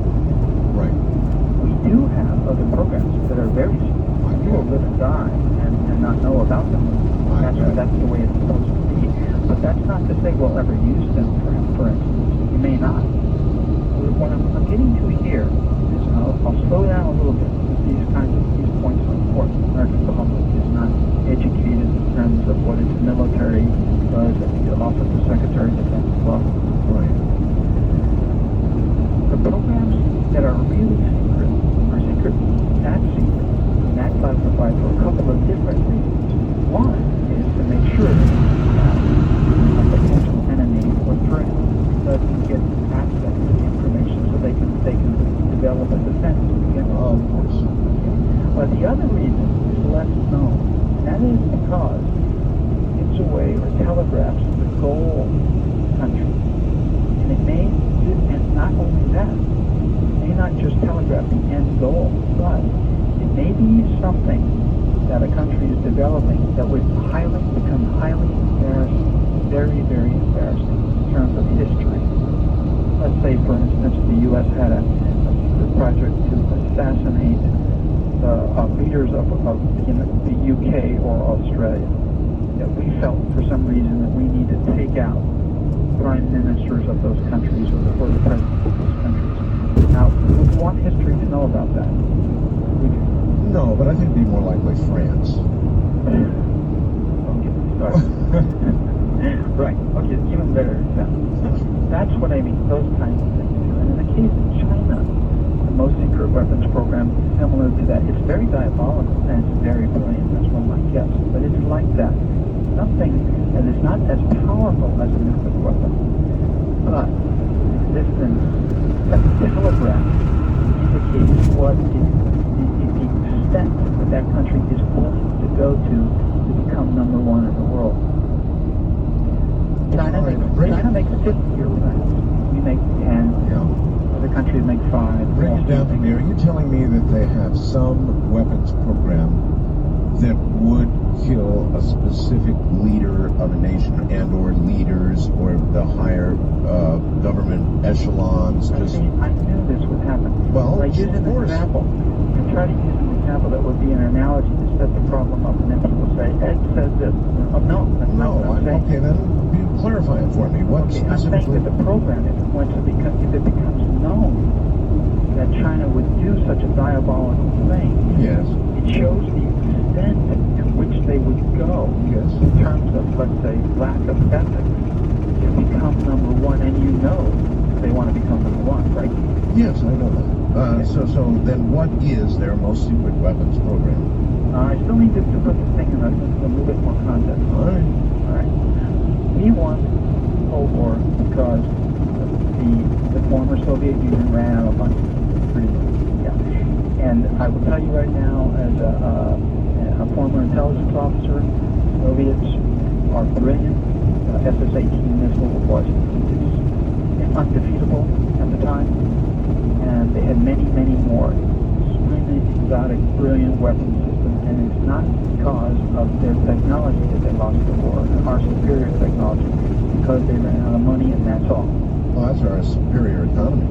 Yeah, we won by default. Yeah. And we were victorious by default. I would agree with that. I agree. That did not go unnoticed by the People's Republic of China. No. Nothing goes unnoticed. They're intelligent. Very good point. Very good point. They're an economic giant getting bigger by the minute. Their intelligence is superb. They stole our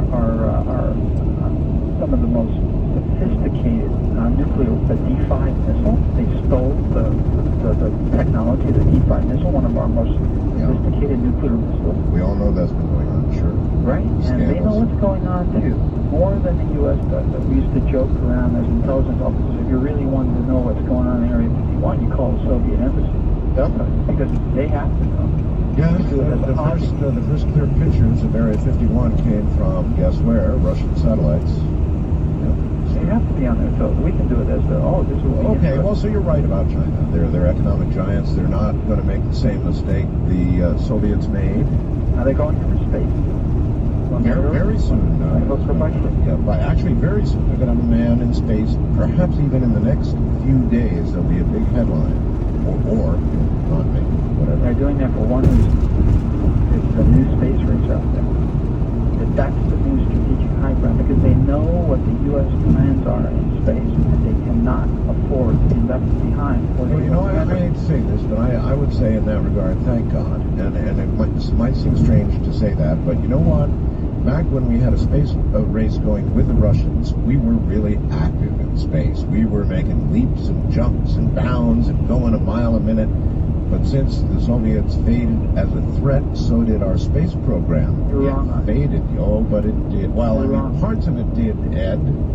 The civilian parts did. Yeah, the part. Well, how about the part of going on past the moon to Mars and beginning to reach out a little bit? I agree with you there. That's that. The scientific part, but the military part, it did not. Well, this is what's going on. Yeah, sure. This is what's going on now. The new high ground is the moon, not space. You're vulnerable in space. Vulnerable to directed energy weapons and all kinds of other things. Sure. EMP bursts and all of that. Yes. It's the moon that's the new high ground. The moon. And we would love to put nuclear weapons in space, but because we signed the treaty saying no, we can't do that. And so there's some loopholes out there. I used to love to look at different countries, the loopholes that they created, and how creative countries could be. The Russians, for instance, because they signed the biological warfare treaty, still created something that was a biological origin, but it did not meet the criterion for a biological weapon per se, but it was still much as effective or much more effective. So that was a loophole that they created. The U.S. has a loophole too. We're going to put beam weapons in space. So not nuclear weapons, but a beam weapon, directed energy weapons. Yes, sir. Edward Teller was a big proponent of the X-ray lasers. Right. But we're not just going to put them in space where they're vulnerable to ground-based weapon systems or other space-based weapon systems. We're going to put our big weapons on the moon, but not just on the moon. We're going to put them on the backside of the moon, or right on the limb of the moon, so that the beam director can pop up, fire, and go back down and remain protected. That's what we're going to do, and the Chinese know it. And so they've got some plans of their own. And they are? They're not going to let us do that because all that costs money. And we're not going to be able to do it because China may just go ahead and use their weapons. If we don't have the money to do this very expensive project, then China wins by default. And so what the most secret weapon is, very diabolical and very brilliant, it is a bioengineered biological warfare agent, a phytopathological agent that attacks only wheat. And if they launch that thing in the United States surreptitiously, they will have plausible denial. The wheat crop in North America will become quickly infected. When that happens, the economies will drop to pieces virtually overnight. Now, Chinese eat rice and soy, don't they? Yes. So if our wheat crop goes, we have nothing to export and nothing to eat. And we can't afford now to put anything into space. You're saying they have a weapon that, if deployed, would kill all our wheat? Yes. That is why it's so highly classified. Now, do we have weapons like that? I'm not going to go into that because I'm an American. But I'm just saying, this is a world without secrets, my world. And I'm showing you what we can do with it. Now, this telegraphs the extent to which they're willing to go. You bet, of course, if they launched that and somehow we found out that they did, and we would, because they would do it very clandestinely and surreptitiously. But if we found out they did, all hell would come down on them very quickly in terms of nuclear weapons. You think that if we found out they killed our wheat, we'd respond with nuclear weapons? Yes, I do. Because I know what U.S. policy is. State it. Check. You can actually find that in policy. Any country that would use a weapon of mass destruction like that. And actually, what would happen? What would you project would occur if all the wheat across America died? The results of that would be? Economically or in terms of militarily?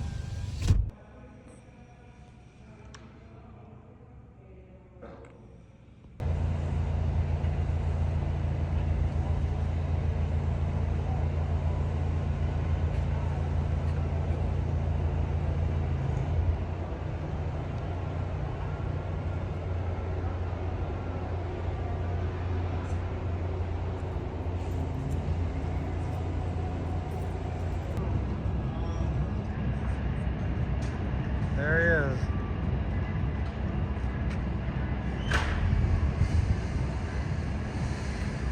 Yes, the North. Yes, all of us. Yes, America. Yes, our original collective sin and unpaid debt. Yes, reparations. Yes, on this day. I don't believe that was a reference to fiscal reparations, sir. What kind of reparations was it a reference to? I think it was just a reference to the idea that we all owe much to the people who before. That's a bizarre way to frame it.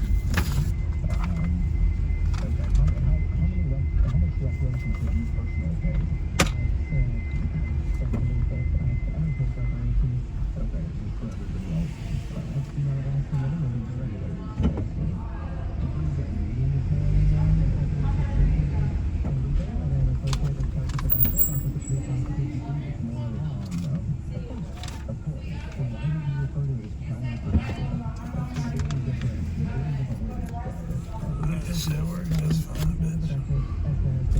It's hard to be mad about protests in reference to the BLM protests, not trying to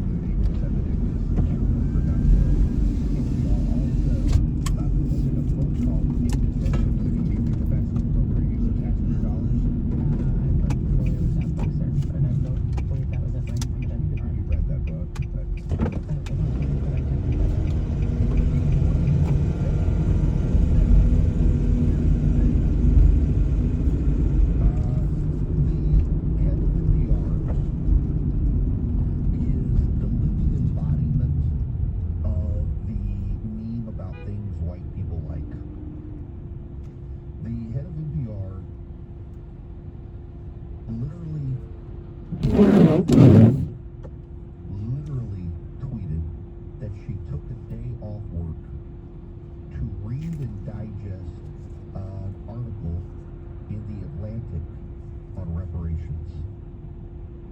And then she tweets favorably about how white people need to pay reparations.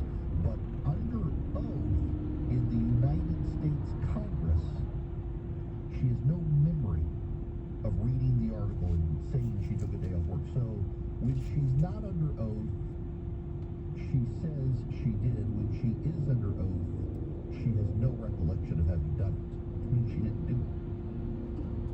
There is this trend among white people, particularly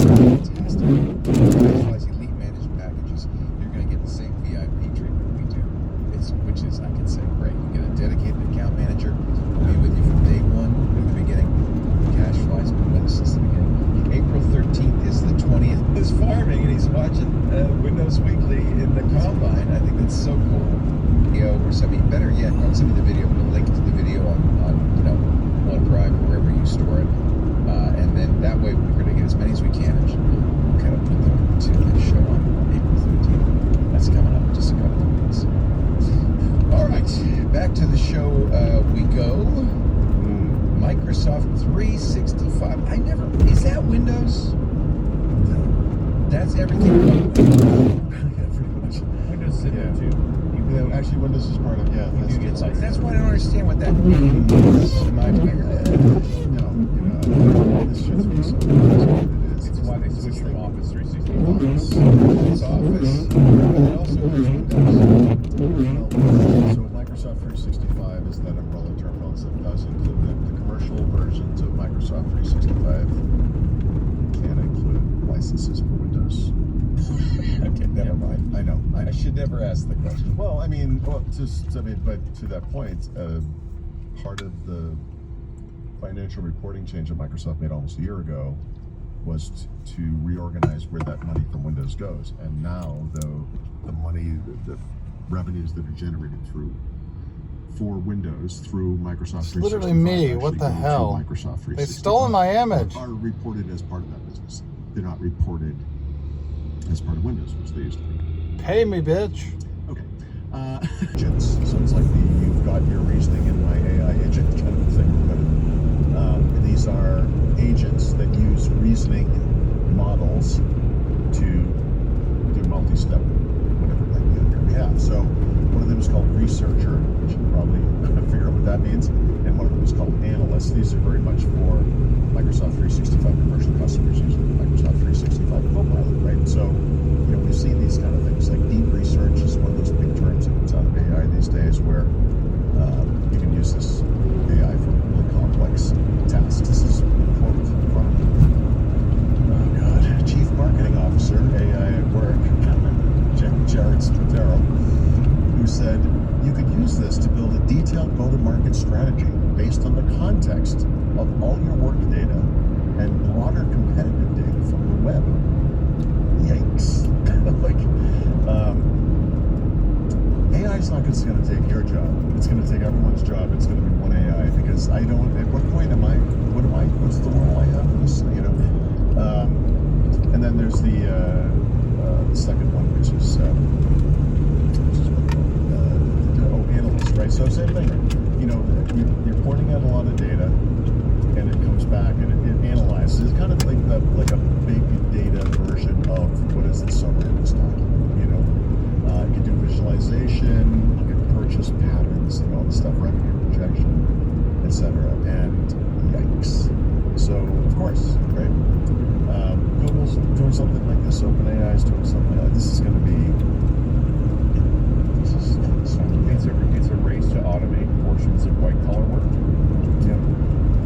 Yeah, this was. I don't know if I must reference it somewhere in the show, but I wrote an article last week about AI weapons. Yeah, we will talk about this, but I said I don't want to give this away for later, but it basically boils down to, if AI is going to do everything that I do, what am I going to do with all this free time we're going to have all those things? It's getting kind of weird. I'll be like, hey, I could. Oh, you got it? Okay, sorry. I don't even think I have a role anymore. Do you think that's going to happen? I think it's already happening right now.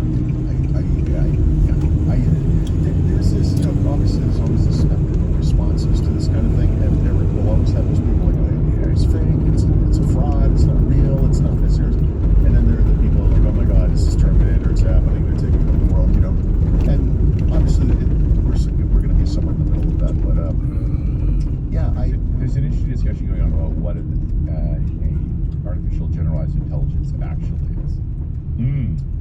Last year sometime, Microsoft announced something called Microsoft Copilot for Security. Yeah, first it was Security Copilot, then it was Copilot for Security. Yeah.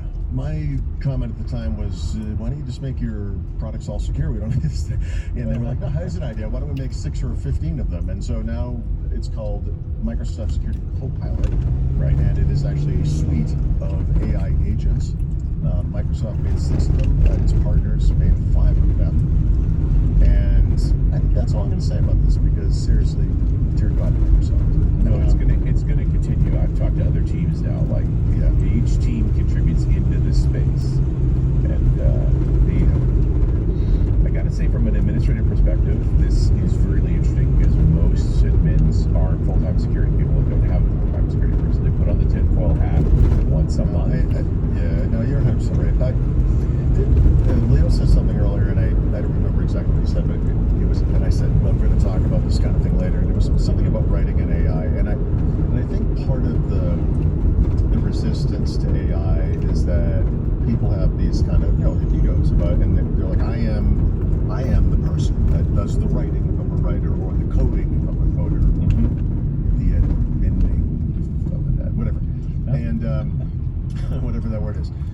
But yeah, the truth is, we're all good at things, and we'll in OneDrive for people who have a Microsoft 365 family personal subscriptions on the consumer side, only for the account holder, right? Which is something we've seen with the other Copilot stuff. So if you were a guy paying a person paying for the family version or personal, sometime over the next whatever period of time on the web only, because again, these things roll out how they roll out.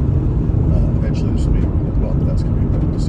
This is coming to Windows too, but yeah, you'll be able to use Copilot in OneDrive for web at first to do things like summarize documents. Compared to uses OneDrive for web, right? But it's quote unquote built into Windows. It's going to be both, right? But yeah, this is to me like with my own kind of very basic application development stuff that I do. I look at this and I think to myself, you're doing this everywhere, Microsoft, with these Copilot features. Like they must have what I would call a giant switch statement, but you can think of it as like giant if then else statements or whatever, where it's like, is he a Copilot whatever customer? No. Okay. Does he have a Microsoft 365 subscription? Yeah. Yes. Which kind is he? This one. Okay. Is he the guy paying for it? No. Straight to fucking hell. Like these features, like just the code just to manage what people see. Oh yeah. It's going to be a hairball at this point. You know. Everywhere in the Microsoft, environment, right? And it's only going to get worse. But anyway, I'm interested to see something like this happening at all. Like I said, I believe as soon as April. Still, the question is, what would it do on your personal account? Do you want to put it? What's the lawyer on your OneDrive? What I would want from it is for it to at OneDrive basically essentially index my whatever part of OneDrive I tell it to index. Where's that picture of my dog? Well, yeah, or in my case, like I have 30 years worth of documents that I've written about Microsoft. Right? Yeah. So I want to go to it and say, because I have to do this research myself manually. This is what we were just talking about, right?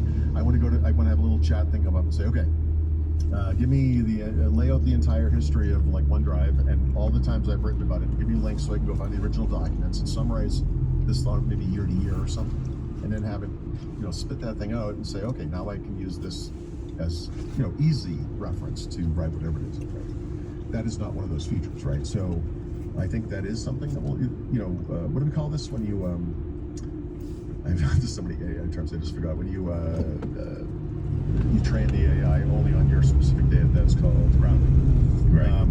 I want basically a version of whatever it is, Copilot, that's grounded on just my data. Right. But no, this is pretty basic stuff. If you look at the rewriting stuff that's in Notepad, which I think we can all agree is a fairly basic application, it's kind of on that level. So you can select up to 5 documents and summarize them. You can select up to 5 documents and compare them. I think that you can do a table out of it, but I think the best use for that, maybe one of the good use cases would be, I have 2 different versions of this. You've got gas tracker. It's what? Compare them like that kind of thing. Or just asking questions, which is what I'm talking about. So, but it's grounding on 1 to 5 documents, right? I have probably 100,000. I don't know. It's a lot. Probably not what would be a normal consumer range. Yep. No, I completely understand why I might have to pay for this. Like if that's what if it has to be a commercial or whatever, I'll do that. That's fine. I would like to see that happen. Anyway, I'm surprised to see this coming to consumers this soon. That's good.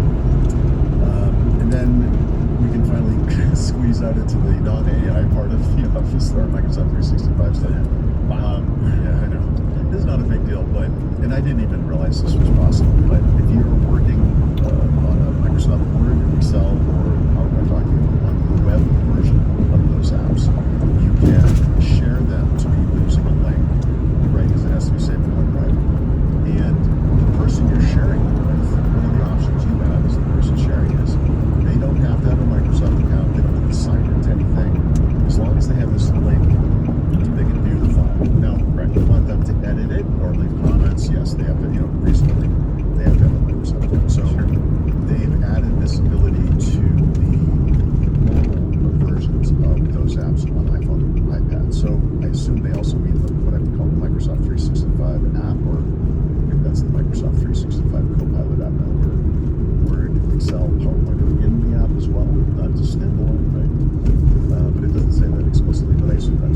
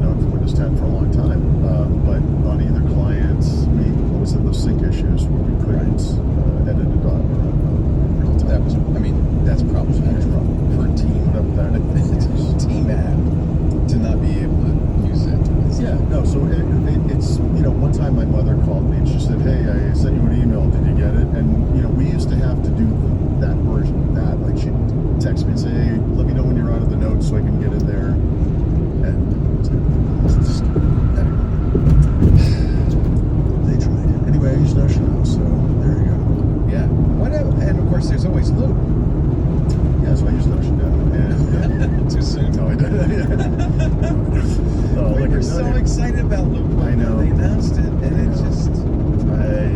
I'm hoping, we'll see. But right now, no.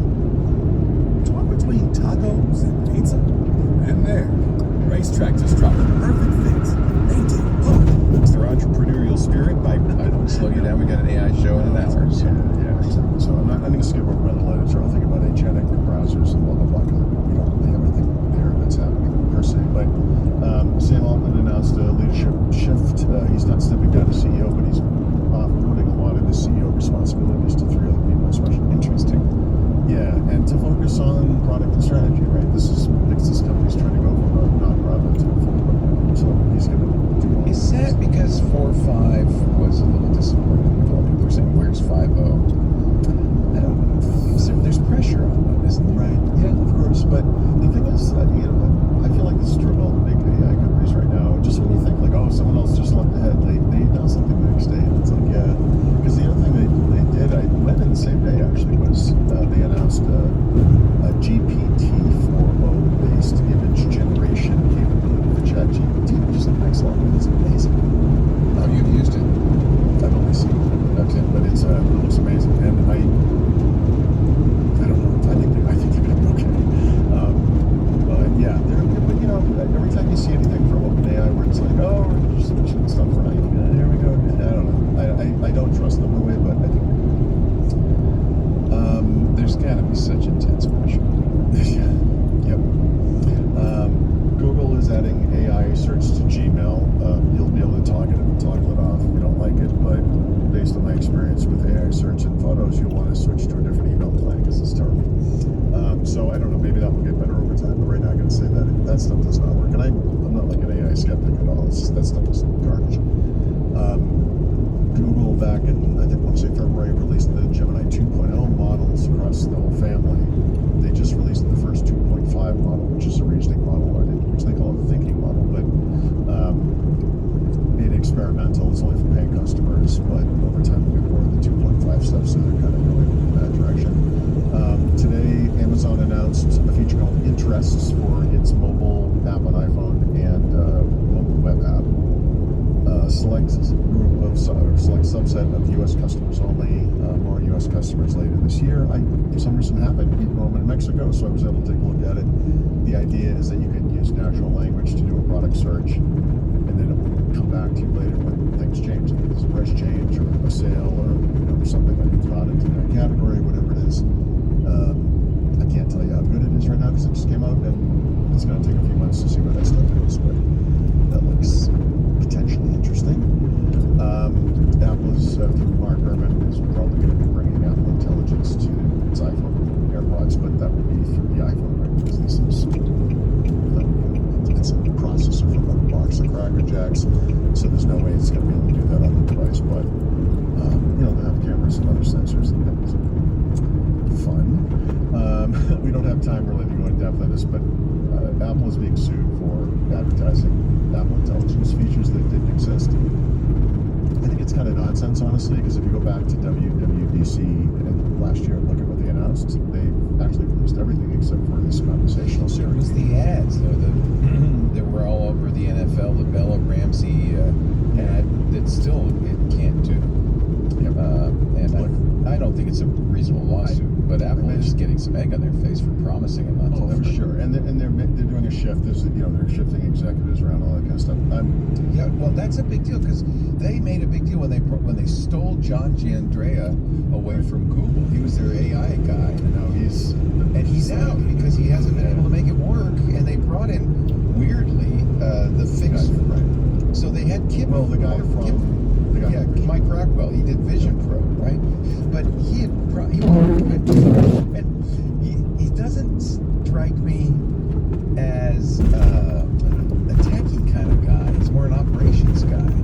I think they're in trouble. I don't think they've got anyone. I think their trouble is self-inflicted in the sense that they're going to do this in the most privacy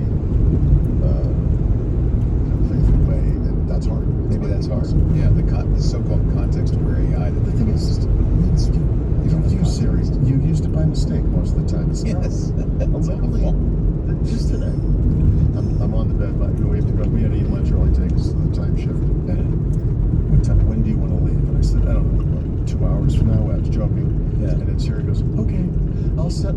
2 hours. I'm like, you idiot. No. I never said No. I didn't want that. It's like telling Hey me never Siri, what month is it?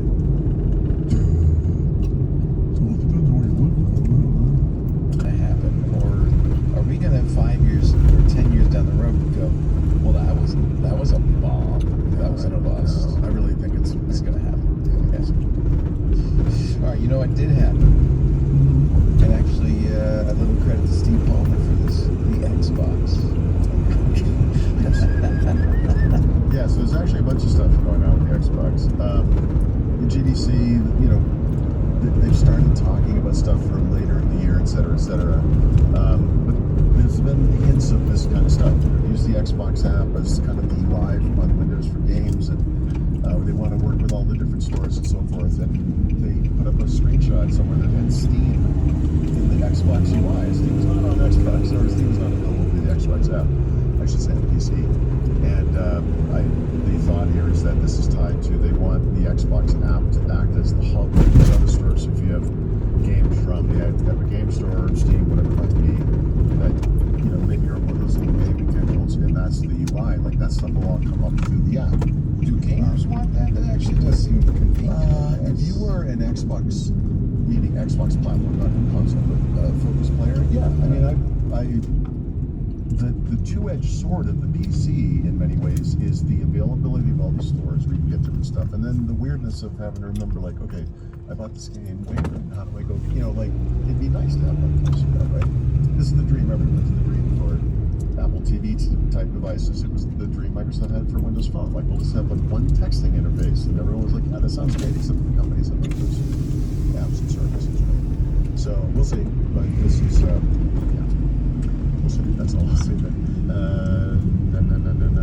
So I haven't had time to process this too much, but Xbox Cloud Gaming is a feature of Xbox Game Pass Ultimate, I guess. Pass Ultimate we're calling now. Sometime in the past 6 months-ish, they added the ability to stream your own games. Remember, it's something that's been promising for years.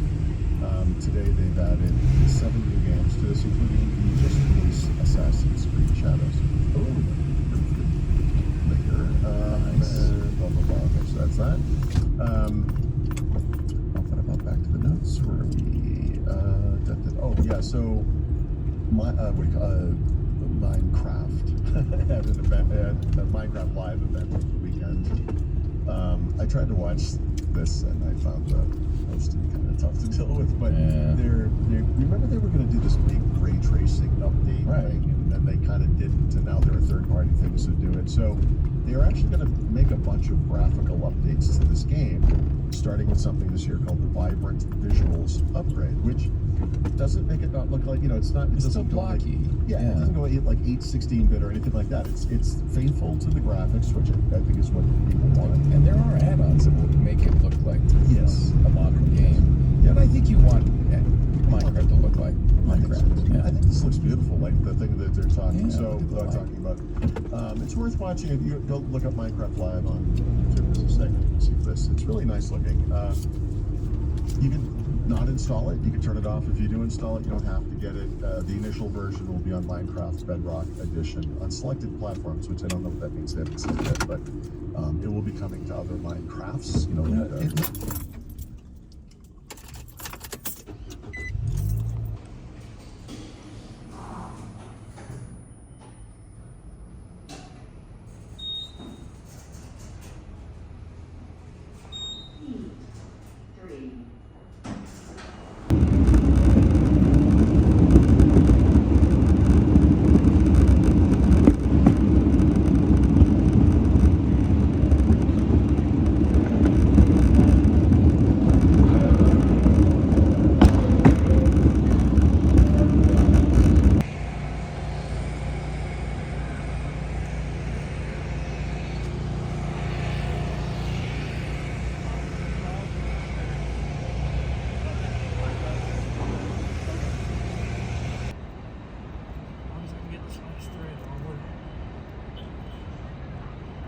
And let's go.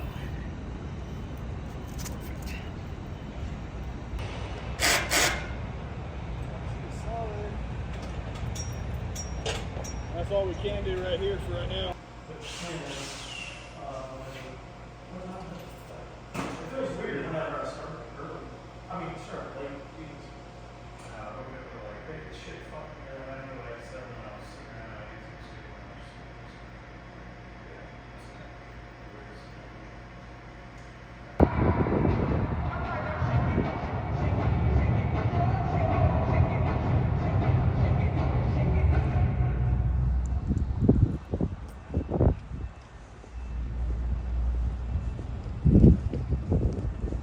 makes it prettier. I like it. Yeah.